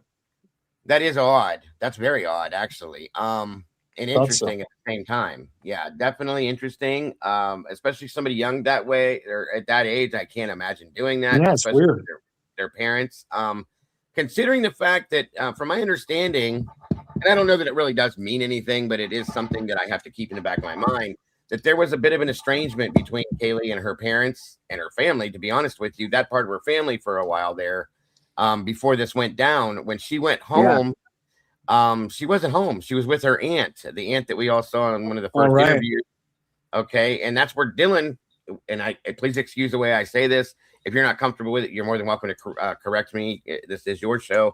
But I do believe that when I say this, that's where Dylan went when she lured Kaylee back to the house. That's how I see it. She called her and got not an answer she wanted, and drove all the way to Rathdrum, where Kaylee's aunt lives, just to get her to come back to the house, which I think is odd, to go to a party they didn't even go to. So knowing that there was an estrangement between the and she had blocked her siblings on social media as well. So knowing that estrangement's there, and that then she dumped her photos to her mother. I mean, I'm not saying you don't still love your family, but you're not talking to them right now. That is a very odd statement in a very odd situation. I have to say, one. I don't want to put you on the spot, Dago, but you used a phrase, I think, just now that I wanted to get you to clarify. Do you feel, and first of all, do you feel comfortable? Do you feel comfortable saying that you think Dylan lured Kaylee back? At this point, Lee, 100% I do, because they didn't go to this party, whatever you're doing. They ended up staying at home, doing their own thing there, hosting it at their house from what we have found out. And the whole reason she went there was to get Kaylee to be her +1, which could have been anybody. Why did it have to be Kaylee? Right. Kaylee's no longer in a sorority. Again, maybe that means nothing, but to me, it's kind of odd. So you go and you bring her back, and then it just so happens that she dies the weekend you do this. I'm sorry, but it bothers me. So and like I said, I don't mean to offend your show by saying that and using that word. That's just how I see it. I'm sorry. Yeah. No, I don't disagree with you. In fact, I've said it many times. I feel like Kaylee was lured back to the house, and I think that's the reason why. I think MPD, I'm convinced MPD early on believed that Kaylee Gonzalez was the target in the house. They thought it was an isolated and targeted event. They thought Kaylee was the target based on the fact that her wounds were different and more personal than the rest of the girls. I think she was the target. And then you have to start doing the math. If that really happened that way, if Kaylee was the target, and if Dylan lured her back, and look, those people who refuse to accept that Dylan had anything to do with it will tell you, no, Kaylee just bought a car. She wanted to show off her car. She came back only for the purpose to show off her car to everybody before her last weekend, which completely ignores all the narrative about Dylan asking Kaylee to come back and be her +1, driving to go get her. All of that stuff gets tossed out with the whole, now Kaylee just wanted to show off her car, which to me is 100% narrative reshaping. They don't want you to realize how weird it was. But. Yeah, and all that was, Lee, in my opinion, was the deciding factor to get her to. That's what she decided. You know what? I don't know if I'm going to go. And this came from her own mother's mouth. I don't know if I'm going to go. I don't know if I want to go. I'm still curious why Kaylee left in the first place, and then said, you know what? Why not? I'm going to go ahead and go. I'm done with school about anyway. This is my last hoorah go around, and I want to show Maddie my new car. That was all that was the deciding factor. That wasn't the only reason why she went back, and I will argue that all day. Before my panel goes, I want to say I'm glad you said that because sometimes the answer is multifaceted, right? It's not as simple of just Dylan asked her to come back. Maybe there was also Kaylee was motivated, like, well, I'm kind of on the bubble. I don't really know if I want to do this, but I do have the cool car, and it's my last time to see one of my friends. Like, all of that factors in.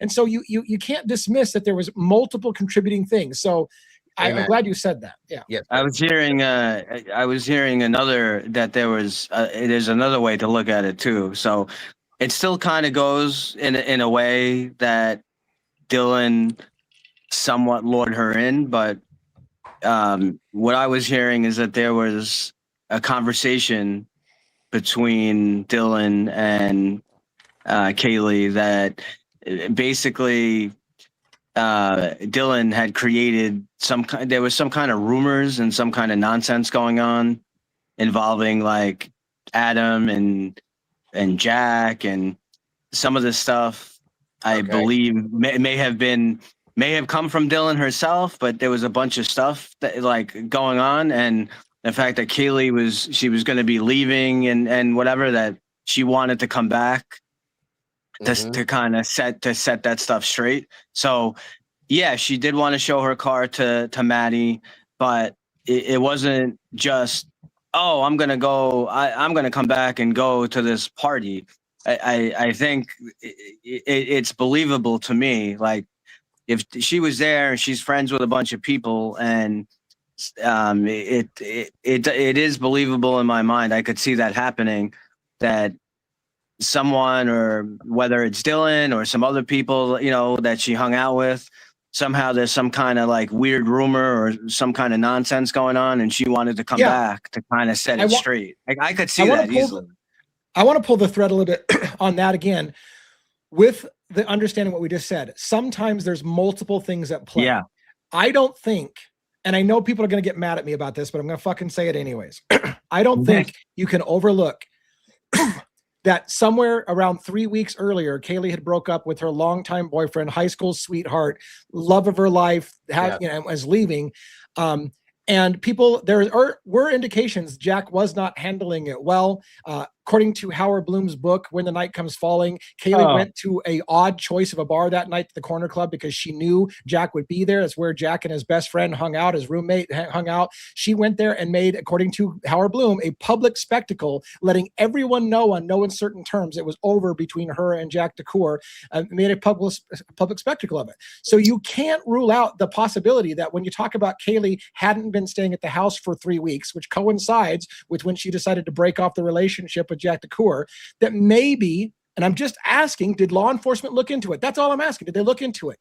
that maybe the reason Kaylee wasn't staying at the house in part was because she was a little uncomfortable with the breakup of Jack DeCour and how he was handling it. And so she wasn't staying at the house anymore. She was staying with her family. And yeah, all the people who want to dismiss the whole Jack DeCour line say, oh, you know, it's COVID. She just went home and just didn't return after COVID. No, maybe, but was it a contributing factor that there was a breakup of the boyfriend and she wasn't comfortable being around the house anymore with Jack there and decided, I'll go back for one night to say goodbye to everybody? And did that factor into anything? And I'll also add to that, Lee, too, that I almost wonder, again, first off, real quick, Outcast wanted to know Estes where he can buy that shirt. I wanted We'll to talk, add Outcast. We'll talk, brother. that I almost wonder if you guys remember how Kaylee's parents kind of glorified Jack DeCour to a level that's very uncomfortable for me, and I'm not even in a relationship. It makes you wonder if maybe one of the reasons why she was estranged from the parents is maybe they were shoving Jack down her throat too. And she was very uncomfortable in that aspect because that's not where she was going. She was done with the situation. She's moving on. And you hear Christy saying, well, they were going to get back together. They were about to. They're going to have babies. They're going to get married, blah, blah, blah, so on and so forth. Same thing Olivia's saying. It's like, whoa, you don't know that. So it made me wonder if that was part of the reason why the estrangement existed between the parents and Kaylee and Jack too, because it sounds to me as though they were having Jack around and she didn't want to be there. They gave him a car to drive, for Christ's sakes, you guys. I mean, this is not right. This is their daughter is uncomfortable and they're going in that direction. So yeah, I got to go with that on that. I agree with you. Yeah. Can I offer my opinion again? Of course, of course. It was interesting what you brought up, DA, with the Jack connection, and but you kind of got me a little bit upset. I know you didn't mean to when you bring up Howard Bloom as if some of his speculation could be authentic. I think he's full of shit, in my opinion, largely. I think he's an intelligent asset, clearly. I could get into why I think that, but it would take too long to explain. And finally, I just want to say Jack is an interesting character in all this, no doubt. The boyfriend of Kaylee, or ex-boyfriend. I don't know who would handle it well, going out with a rather gorgeous, vivacious woman in Kaylee and seeing her get on all this tension. She breaks up with you. But to say or imply that you think that, you know, maybe he could pull this off, I don't think. Well, not that I'm an expert necessarily, but I have been in a lot of fights over the years, and I don't, not murders, but fights. And there's no way that Jack could pull off a quadruple homicide. I don't believe. And remember, Ethan Chapman, let's not underestimate this guy. He was a stud, man. 6'3", 6'4", played sports. No way, Jack. And then you got to go, and then you're going to go after the women. You're going to mutilate their face. I mean, it's just way out there. I think that's my opinion. Let me play devil's advocates on that for just a second. Geez, okay. I forgot you're really good at this. Okay, right. Go ahead. Let's say this. Let's say Jack knew somebody that's in the drug area. Let's say it's a drug hit that's going to happen on the house. Let's say Jack knows that a drug hit's coming on the house and that people are going to die. And let's say Jack says, you know what? Can you get Kaylee to come back for that weekend as well? Because I want to take it out as well. Therefore, Jack didn't go in and Jack didn't actually take part of it. You're right. Maybe he couldn't physically have done it. But did Jack agree to lure Kaylee back because he knew the hit was coming and wanted to make sure she was there for it? Yeah, that's possible. That'd be very diabolical. I guess it's possible. I don't believe so, but sorry, go ahead. Because if you think about the interaction at the Corner Club that night that Jack proclaimed that they had, it was just a few seconds. We just interact, but somehow Kaylee ended up with his vape pen, supposedly, so on and so forth. And they wanted to go to John's Alley. I think I have that name right. And he's like, no, I got to go home. I can't, so on and so forth. Claims that he goes home, tries to throw up in his report. He states, and that he was home the rest of the night sleeping. Didn't remember having a FaceTime call for 17 minutes, supposedly, and all these other calls that he received. I have questions. Honestly, Lee, I have questions, so I can go right along with what you're saying because I'm uncomfortable with his position that night, what he was doing, who he was with, and why. Truly. So see, the thing that the thing that I think about with the Jack D situation is, it seems pretty clear to me, at least, that there is some kind of a cover up going on, with the information we've all been told and what's come out and etc. So I always wrestle with, well, why would they be covering it up if it was related to either Jack D or Jack S or the frats. I could see with the frats a little bit more because of the school. But with Jack D, I asked that question a lot. Like, why wouldn't they have him? And as we've said before, he wasn't a main suspect because they already knew what happened. Now, I'm going to say this. I'm going to give a nod to Estes Crime Maze here. And I want to get 1-1's feedback. Now, I know back in the day, NYPD had cops undercover in taxi cabs, in yellow cabs, when I was living back there. Is it possible that if there was a task force, multi-agency task force in the area, could they have had rideshare drivers?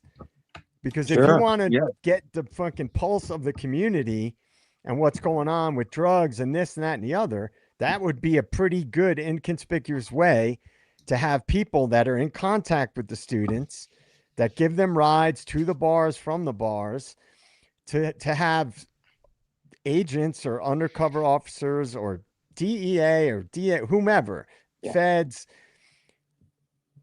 as rideshare drivers. Now, the guy that allegedly drove the girls home was not a college age guy. He was a guy that was out of college. He had a wife who had just had a baby. And so I just think, again, it's just a thread. It's just an idea that I've thought about. Because if there was a federal operation going on in that area, wouldn't it make sense if you were smart? If I was running an op in that area, I'd have agents as rideshare drivers. That's brilliant. No other YouTube creators hardly really talk about it like that. And 1-1 as a police officer, he just said, yes. So you're onto something, Joe. State of the Deep. I think you're onto something. And the reason why I brought that up is because look at what people are up against now with getting the rest of that footage. That should have been the first piece of footage that was released. Right. The girls getting dropped off at the house. Right. I mean, that's like, of all things, like, this is our timeline.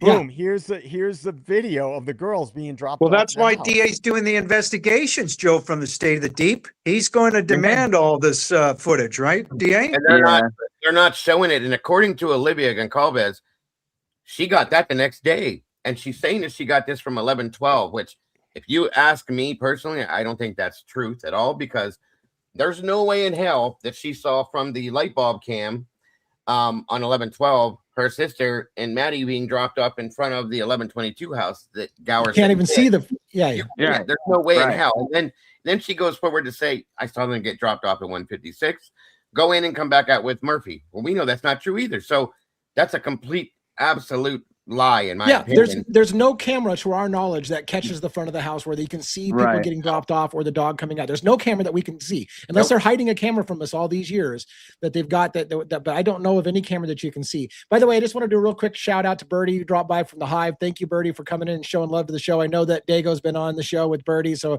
you guys know each other as well. So thank you so much, Birdie. And if you want to jump up there on screen and say a word, you're welcome to do that too. I think I posted the link for you real quick in case you wanted to jump up. But and I think even Jules went. Look, I'm sorry, my apologies. Go ahead. No, go ahead. I was just gonna say, I think Jules pointed that out as well, Lee, and she went looking for more camera footage.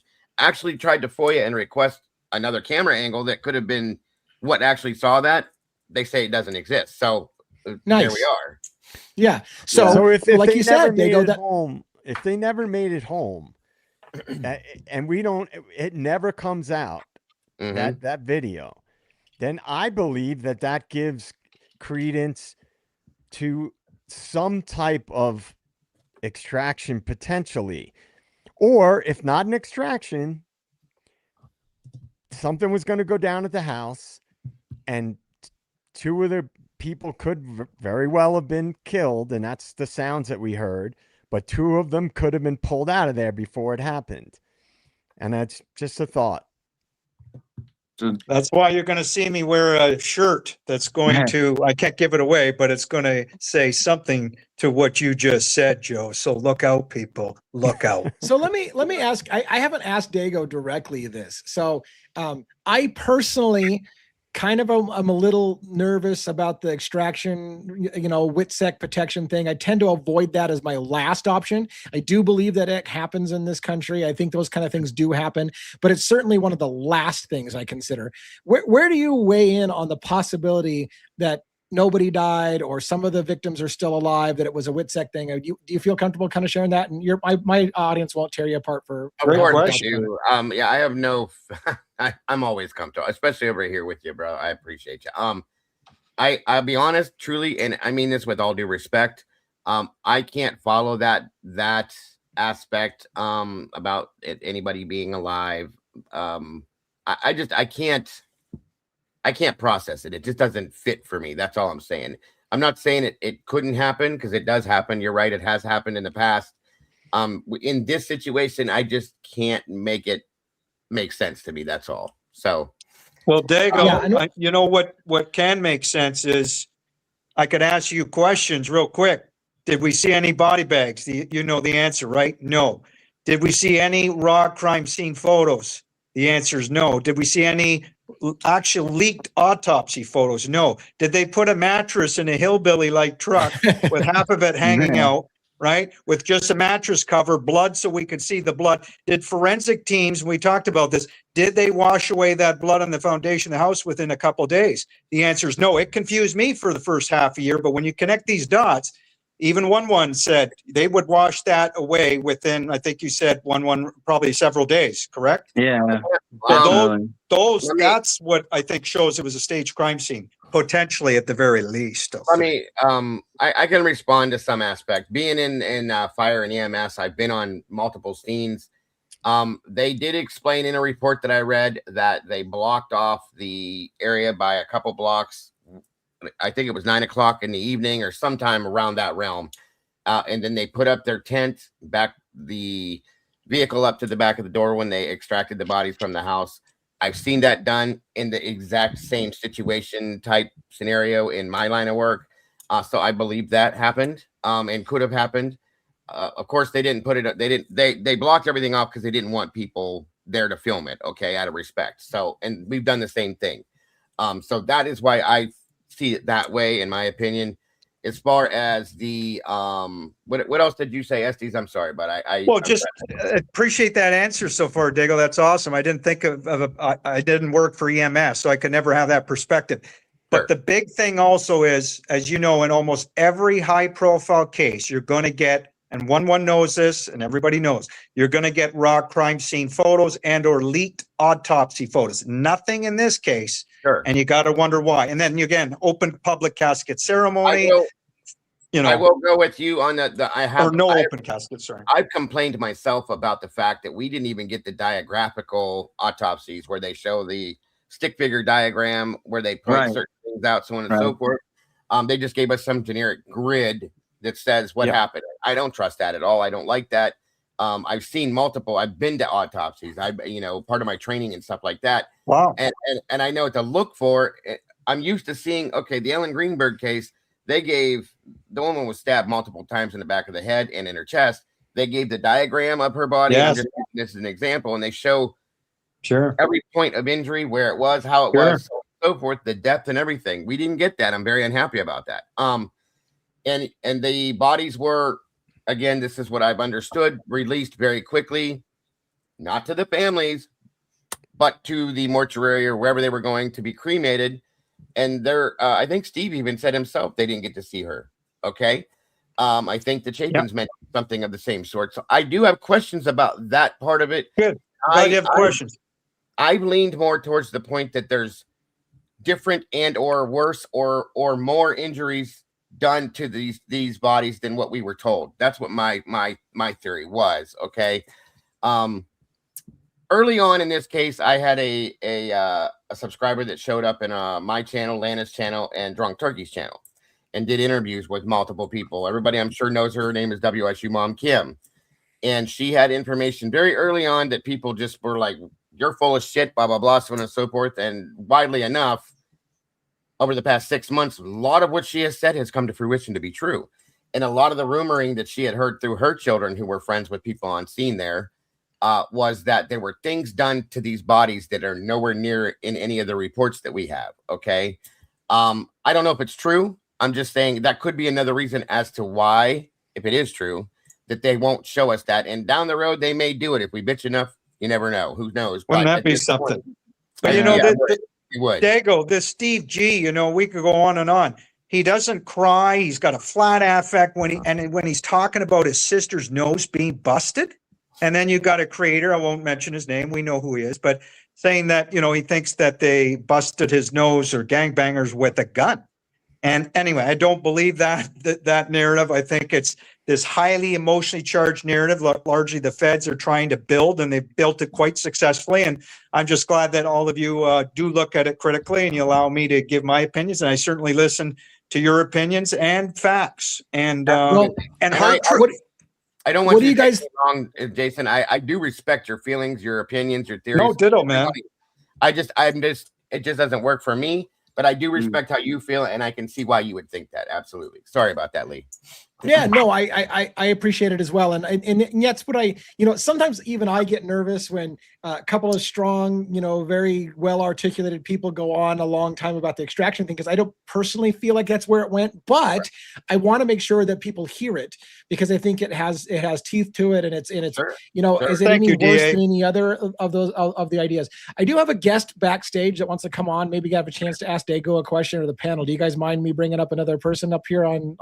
It might get a little crowded on screen. Yeah, but, Fiji, give me a wave if you're ready to go on camera. All right, perfect. Let's bring Fiji up to have a talk with us on stage. Hi guys. How you doing? Hello. I'm doing good. Hi. Hey, I was just you guys had brought up about Kaylee going up there, and it always struck me so interesting. So Coeur d'Alene, and this, Lee, it's over an hour and a half. Is it like I want to say it's supposed to be a 45-minute drive, but Joe and I did that drive, and I swear that felt like an hour and a half. It was it's more than an hour and a half, isn't it? Like it felt like it. I don't remember. I thought it said 45 minutes, but it was a long drive. No, I think it's 1 hour and 45 minutes. I want to say it might be that's how it felt. So yeah, maybe 1 hour and 45 minutes. Yeah. So if you think about Dylan, that would be over 3 hours round trip. So think about a young girl. Okay, gas money, number one, right? Gas money, number one, but 3 hours of her time to go up there to go get Kaylee, it makes zero sense. To go get Kaylee to come back there, to be her quote date, to come there to go to a dance with her. Come on. Something's not right there. Just real quick, I did look up on Google Maps. The estimated drive time is 1 hour, 27 minutes from Moscow, Idaho to Coeur d'Alene, Idaho. So You're the most intellectually meticulous person out there. Joe from State of the Deep is right behind you. And of course, one has his own intellectual, meticulous nature. I'm sure being a New York cop and Dago, well, we can go on and on about you. What a personality. But then with traffic is really bad through there too. Sure, depending on the time of day. It's like Seattle traffic. Nothing's as bad as Seattle traffic, right? But anyways, you hear what I'm saying? That's unusual for someone to go drive that far to come get someone to come back for a dance. Right. It's not normal. It's highly unusual.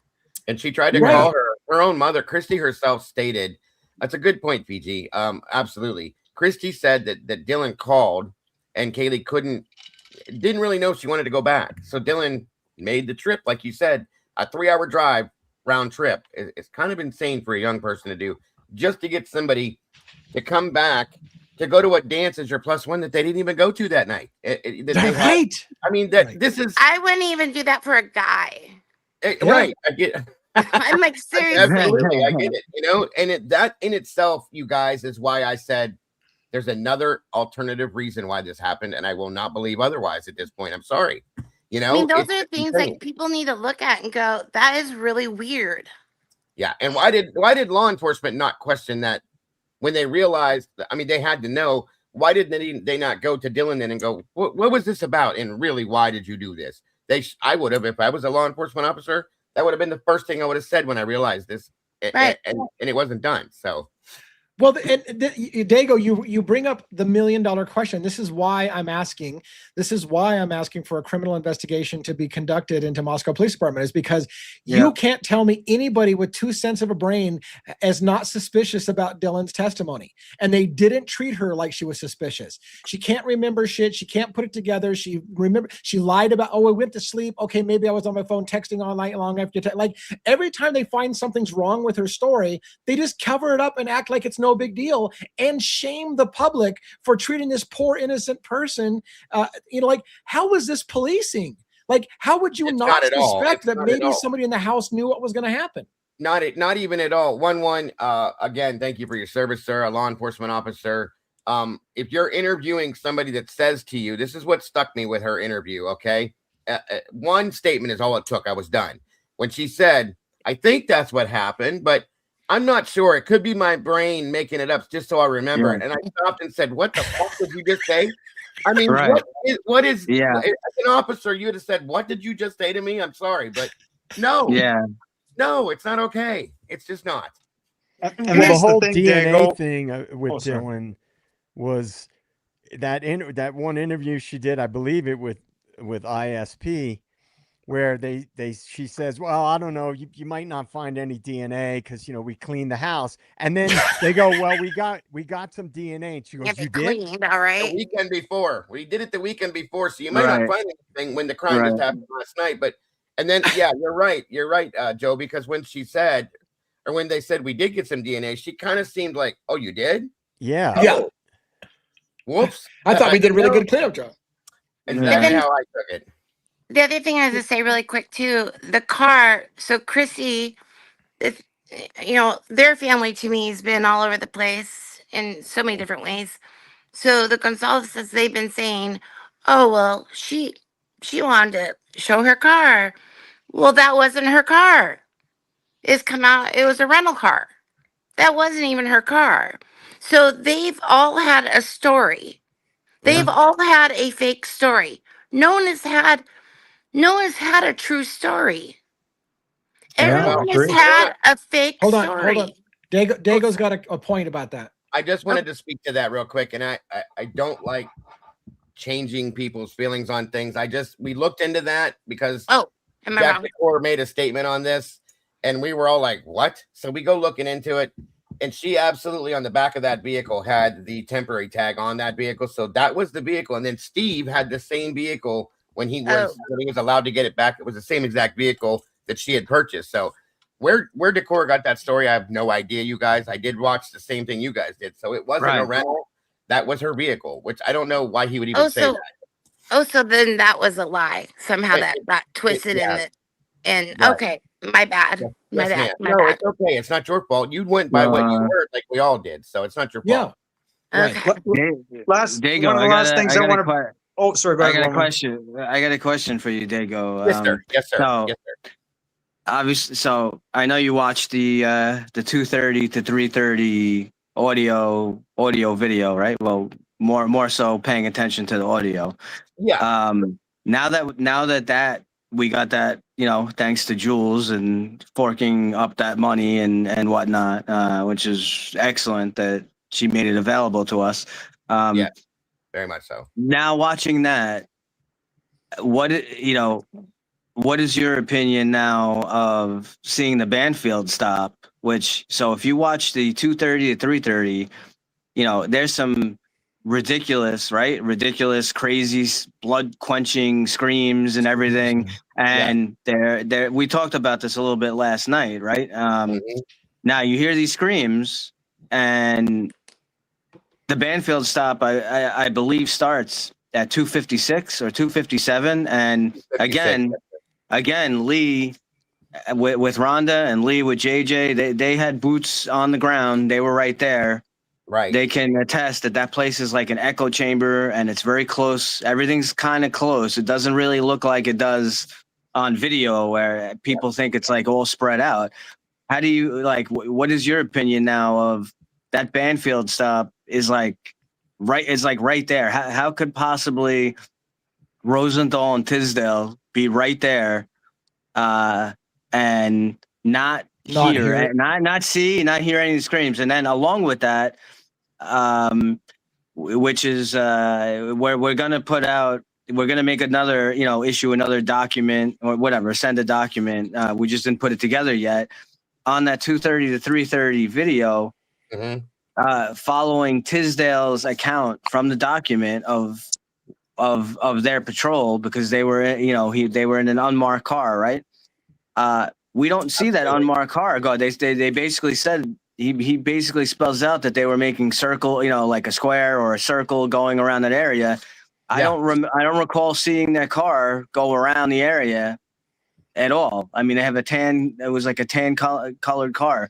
I don't see any tan colored car in that 1 hour video. So I want to know how you feel about that Banfield stop now that we see this, hear this audio. Well, for one, I have so many questions. For two, I have a photograph that was sent to me of them sitting in front of the white apartments, parked, stationed there, whatever you want to call it, with the window down. In the same time frame that this all went, same time frame, screaming's happening, and nobody says a word, nobody moves, nobody does anything. So they heard it. Okay, whether they played it off and ignored it for whatever reason, they heard it. I'll argue with both of them face to face. They heard it. You heard it. I know you heard it. Why didn't you say something? Why didn't you do something? You're worried about people carrying open containers, but there's people screaming, blood curdling screams, mind you. Right. These are not happy, hearty, let's party screams. We've all had the same reaction. Jules, myself, I saw Lee's reaction when he watched it and heard it the first time. We've all had the same reaction. It gave us all goosebumps. Blood curdling, horrifying screams. You heard it. Why the fuck didn't you talk about it? Why wasn't it not in your report? After this happened, you should have made a report and said, I heard things that night. You didn't talk about it. Well, that makes me have more questions, you guys. I'll just say that. I don't trust them, anybody within Moscow at all. So what are you doing? I hate to say it because I am not. We have to be careful about legal precedents here. I'm not accusing anyone of doing something. Not at all. One could ask the question: was law enforcement aware of what was going to happen? Were they there because they were trying to make sure who was coming and going from the scene at that time? Like you said, there's a reason why they didn't react to it, because they knew what was happening, and maybe they stopped the Banfield runners because they didn't want them to stumble upon something that was going on, or who knows? Like they could have been leaving the scene, or they could have been going to the scene. Whatever the case may be, you need to ask the question: why was law enforcement there? If they're in the front of the whites, I will tell you this from Joe and I's trip to that neighborhood. If you're in front of the whites, if you're in the parking lot of the whites, you get to see who comes and goes from the Taylor to King Road exit. You get to watch everything. So if you wanted to and you needed to, and I'm not making an accusation, but if you wanted to, you could stop any car that wasn't supposed to be going in there at a certain time. You could just real quickly stop them. You could see them heading toward it and like pull them over, whatever you want, if that was going on. I'm not accusing anyone of doing that, but when you have questions about law enforcement looking the other way, pinning it on somebody right away, ignoring exculpatory evidence, you have to ask yourself, is there a potential of something else going on? I mean, absolutely. Why not? I mean, we have to be real with ourselves, you guys. Okay. Just as much as at 312, they're standing there talking to these guys off to the side, and we see 4 to 5 people run by at a decent speed, like they're crouching, trying to hide. We see them, so we know they saw them. You didn't even say, hey, yo, hold up. What are you doing? Where are you running to? As a police officer on a special detail that night that was given to them to do for this specific reason. How do you know these aren't underage drinkers running from you, but you don't say one word to them? You just let them fly right by. No big deal. I have questions. I'm sorry, but I do. Yeah. With the whole situation. Can I interrupt you guys for a second? Did you guys know that one of those boys, that was the runner, he was arrested in Whatcom County, Everson, Washington, for killing his father? Different guy, PJ. Different guy. I looked into that too. He has the same name, different guy. I looked into that one too because that blew my mind. But completely different guy, just has the same name. Do you love It how many is? different people there are with the same freaking names in this story? Crazy. Yeah, It man. is a different person. Absolutely different guy. Yeah, we were It like, what is. the hell? And why is this guy Oh my so relevant? gosh. Yeah, Okay. we looked into that too. But no, I get Okay. it. We've gone through the same Okay. pages and the same chapters in the same book. So, and again, not your fault because we Okay. saw the same thing and we're like, holy shit, this has got to be one of the guys. And Yeah. look Okay. how quick the runners were cleared in the media. Absolutely. Literally, like within a day or two, when people pointed out the runners in that video. Yeah. The mainstream Yeah. media was like, "Oh, and the guys that were running in the background, the police investigated that, and they had nothing to do with it." Right. No follow up with the public about, well, they were just running to this location or that location. There's no way they could have investigated that quickly. Well, and I was cleared gonna them. say anything really negative about it, you know, I mean, because the boy was doing self-defense. It just, to me, it was like, Yeah, no, I get you. you know, I mean, he Unfortunately, might have throughout been triggered. Yeah, unfortunately, in the 3 years that I've been on this, we have found and fell into so many different things that we've had to go, what the hell is this? And then come to find the actuality of it, and it's a different situation. It's really crazy. It really is. So There's so many different rabbit holes. You know, yeah. when I was on, well, I was on, I think it was on, I don't know if so many different people I've been talking to. It was Birdies the other night. I think there's a little bit of everything that's connected. You know what I mean? If that makes sense. Sure. Yes, ma'am. With all of it. And yeah, there's you know what I'm talking about when I say that? Yes, ma'am. Absolutely. A lot of people say that there's many things connected in this that you wouldn't think would be, that absolutely are. So go ahead. I'm sorry. Can I ask Dago a question before we sign off for the night? Yeah. Another question. Just from your EMS background there, Dago, what you said, was there nothing odd that we didn't see those body bags, number one? And number two, to that point, why do you think they put sort of tents to hide all this? And when did they supposedly or did put these tents behind the other part of the house, if you don't mind me asking? From the report that I read, they set up right at the front door and they backed the vehicle up to the door. They put up that canopy that we've seen them use for other things as well. And they walked the bodies down through and out that door into the vehicle, and off they go. They blocked off the area down by, King Road and all the way up and around Queen there, so that no reporters could get in and do any of that, because they were all around trying to, of course. Yeah. And out of respect for the bodies and the families, so that people didn't get to put that on the news, because they would have. We all know that. And it's been done in my line of work. I've seen it more than once, shooting victims, so on and so forth. And the media is right there in your face. And we've had to back them up, back them off, and cordon off the area to give the victims respect and privacy, and their families to not have to see on TV their loved ones walked out on TV. You know what I'm saying? So that's basically the reason why most places do something like that. In all my experience, I should say. Thanks very much for that. I still think it was staged, a lot of this crime scene, but I appreciate very much that answer. Well, to that end, and you don't need to answer this. This is rhetorical, but to that end, what you need to look for, in my opinion, is something abnormal. So if it's normal for them to not show body bags and try to avoid the press seeing body bags and whatever, then you've got nothing, right? But if all the time you're seeing body bags, but in this case not, then you also have something. So really, the end of the day, what you're looking for is pattern. Did they break a pattern? If was that typical procedure to try to avoid? That's how I should have asked it. Sorry. Well, let me add, SDs to that. The mattresses coming out, being thrown in the back of the hillbilly pickup truck. Absolutely abnormal. Absolutely not real. In my opinion, I've never seen that on crime scenes. Those mattresses should have been taken, bagged, tagged, and sent over for forensics. That was unbelievable what I saw when that happened. Thank you. So we can give shit to the feds for that as well. Absolutely unbelievable. That should have been evidence preservation. There could have, for all they know, that the perpetrator's blood is mixed on that mattress because they got cut in the commission. It would be logical to conclude that if you're stabbing someone to death, that you got cut with your own knife. That would be logical. Most people would get cut with their own knife. And so how could they rule out that there wasn't possibly the perpetrator's blood mixed on the mattress? Like, all that stuff makes no sense. Real quick, by the way, before I forget, I want to thank somebody here in the chat that gave gift memberships to people. I appreciate that so much. That was Aquarian One. Again, if you got one of those memberships, they paid for your membership for the month, so it's a freebie that they have to pay money for. So thank you so much for supporting the channel with that as well. Anyways, I just wanted to give that shout out. And let me reiterate one more thing real quickly. I'm sorry, because you did mention the word staging with the crime scene.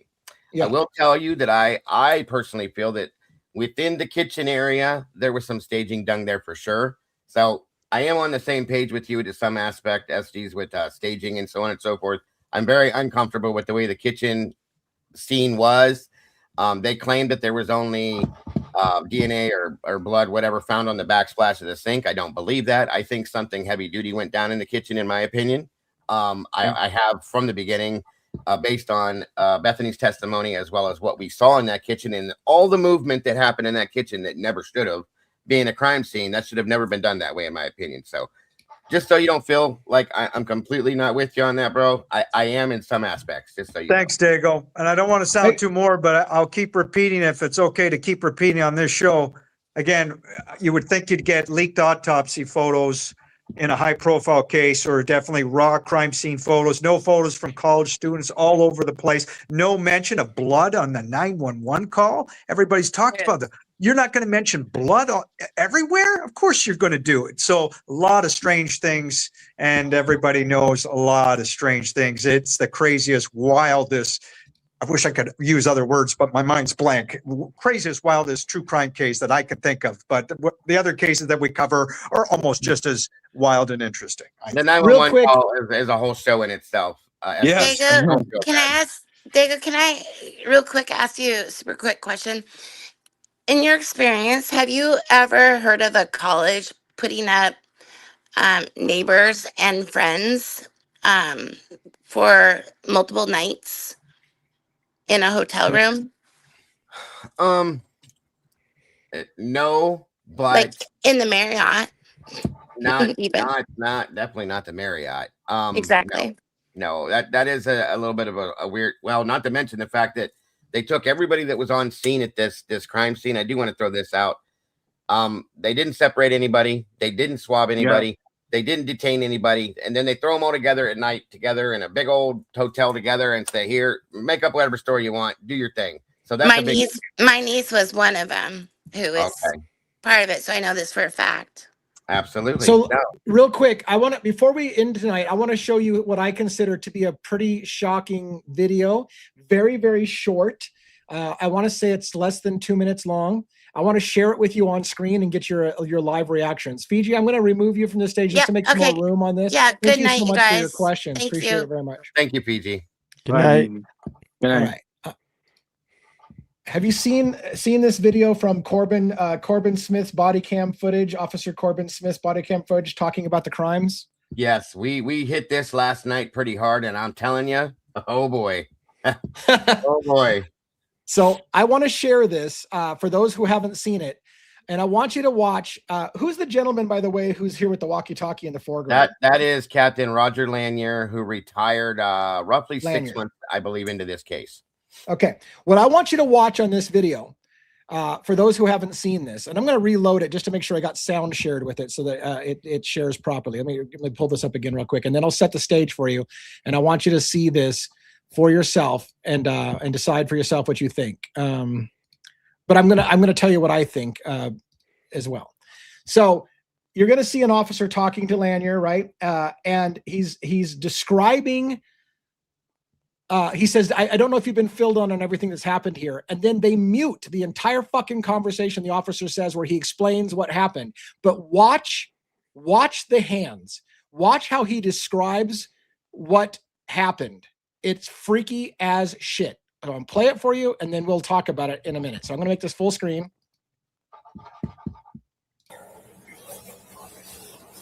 Okay. I haven't gotten me the gloves, but yeah, obviously have. I know. Brett was asking for intel for Chief as to if there was any shot wounds involved. Chief show up. He's at the station right now, it sounds like. I don't know how much you heard of all that, but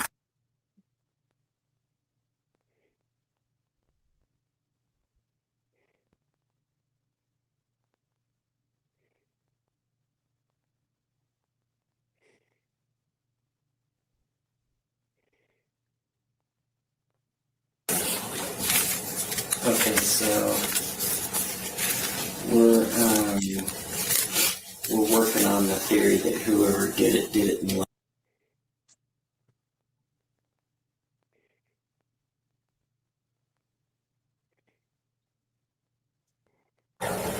All right. Holy shit. I got some thoughts about that. One, you clearly see the officer put his hands up like this. He points to the indentations of the hand. Remember, Steve Gonzalez made this motion and said it looked like Kaylee had something pressed on her mouth. He makes the indications showing the inside, and then he looks like he's imitating somebody, shoving somebody against a wall. He even does like this with his fingers, like he's showing a gun. Maybe put this up. I mean, the hand motions say so fucking much. The fact that they redacted that entire conversation so you can't hear. And then his response, well, right at this point, we're going to go with the idea that it happened. And then does he say in the living room? Does he say, what does he say? They block it out, but he just starts to get the L in there. But what do you guys think about those hand motions that the officer's showing? I think what he was saying was we're coming up with a theory that it was a stabbing. Instead of, if there was a shooting involved, they didn't want, for whatever reason, they didn't want that. This is just my opinion, and I've talked about my theory on this before. And I think that they don't, for whatever reason, maybe because of the gun laws in Idaho, they didn't want all the press about a shooting because it draws political attention, and they could have been not wanting that political attention because we've been to Idaho. We know how they are with, anybody can carry there without a permit. And they didn't want the media and the politicians going crazy about another shooting. And that he said, that's what my opinion is, my gut feeling. It was like, they're coming up with the theory that it was a stabbing. And he does mention right after that, Joe, you're right. I think he's speaking to Fry and says, we have the media. We have to do something about that. Come up with something for the media. They're getting a little antsy here, so on and so forth. Is what he's saying. So it's like, yeah, I can go right along with that, Joe. Makes a lot of sense. And what bothers me tremendously about it from my perspective is just those hand gestures to me so much fights against the narrative we originally were told. They were all asleep. He came in and he killed 4 people in their sleep. And only after years did it slowly get leaked. Okay, maybe 1 of the people fought back. Okay, maybe 2 of the people fought back. Okay, maybe 3 of the people fought back. Okay, maybe she was gagged. Maybe Steve Gonzalez said multiple kids were gagged. Why does the fucking story keep changing from he came in and killed 4 people in 8 minutes because they were all asleep and drunk and couldn't fight back, to all of a sudden now they're fighting back. They put up a hell of a fight. They fought like a tiger, and the officer's making signs that somebody has been grabbed, shoved against a wall. None of that shit is consistent. You know why, DA? Because in my opinion, it didn't happen. Sorry. Every one of them had fucking defensive wounds where we were told that none of them did, except for maybe 1 in the beginning. They were all asleep. Absolute bullshit. Thank you. Why have you changed so many times? And I'll tell you, with my opinion, real quickly, I do not trust that Corbin Smith, that officer. That dude was all over the house, in there the whole time, all over the kitchen, running up and down the stairs, doing this, doing that, in and out of the house. And his body cam wasn't even, the battery died at some point, so we don't even know if we have a full body cam from him. Wow. How can we know what the hell he was doing in there for 2 hours by himself? Wow. I don't trust any of these guys. I just don't. I'm sorry, but I don't trust them. Believe me, I trust law enforcement. I come from law enforcement. But these people, this is not law enforcement to me. Okay, this is a circus, and I don't trust him at all. I don't. I'm very unnerved by the things I watched him do. Again, if you look at the guy, he looks like he's on something. He's all over the damn kitchen and up and down and in and out and all this stuff. And then that whole thing goes down, and I'm like, whoa. what the hell? Okay. So they definitely need to explain that one. I'm just saying. And this is why I say, tell me, Attorney General of Idaho, why this doesn't warrant a criminal investigation. We've been lied to. The entire public has been lied to. It would have been hard. It would have been hard for them to seat a jury because everybody in America was hearing all of this leaked information. Dateline NBC's hit piece about this is how it happened. Oh, he must have saw one of the girls. This case was tainted from the very beginning with a narrative that wasn't true. And as it came out, we realized how bad it was. How is this not rising to the level of criminal activity, of criminal investigation, a hampering of evidence, dismissing of exculpatory evidence, potentially hiding and obscuring exculpatory information from the defense, burying them in terabytes of discovery and saying, well, find it. It's not our job to fucking find your work for you. You find it. Like, how is this not rising to the level of criminal possible investigation? I'm not a lawyer, Dave, but you're absolutely right. This is reason, logic, common sense, and it needs to be said and taken action. I commend what you're doing. Even Jules, I guess, paying the $900 to get the audio. But remember, we could talk about this, and I hope we can in future lives, that when you're talking Whitsick law, right, they don't go by normal law. They go over and around the judicial system, right? And we saw that play out in the hearings of show hearings. So, but I'm glad you're taking action, DA. But that's why I think a lot of this, is not making sense. I hope I'm not rambling. And let me say one thing in closing as we get ready to close tonight. It's not just me taking action. Dago's taking action. Lana's taking action. Jules is taking action. The community is taking action. So it's definitely not me. Even talking about it.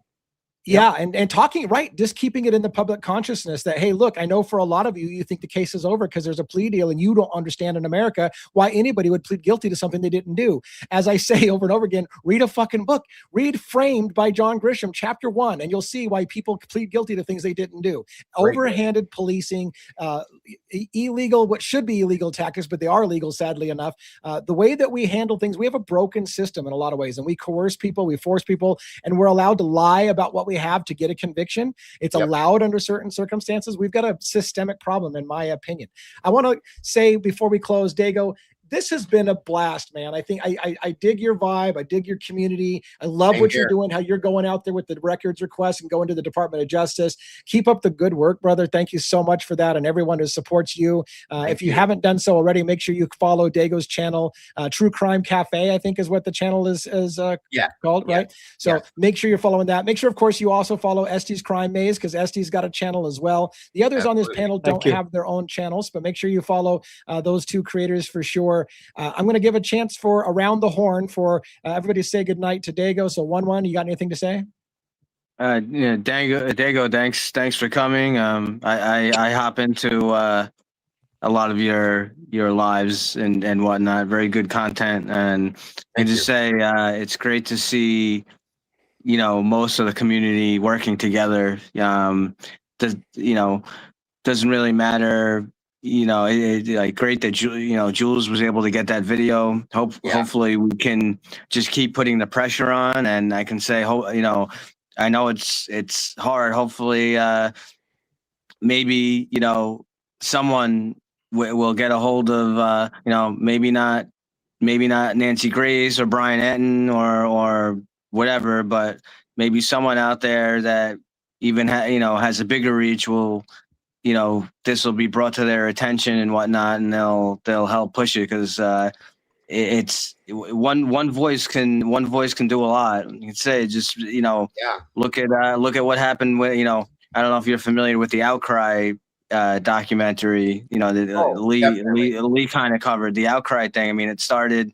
This guy, what did he served like 5 or 6 years or something like that. Yep. Conviction. Yep. So, there are people who, unfortunately, in this system that either plead guilty or are found, convicted, and they're innocent. So, just keep the pressure up, and hopefully, we will, we can actually make a difference here. So, thanks again, Thanks, Dago, 1-1. for coming.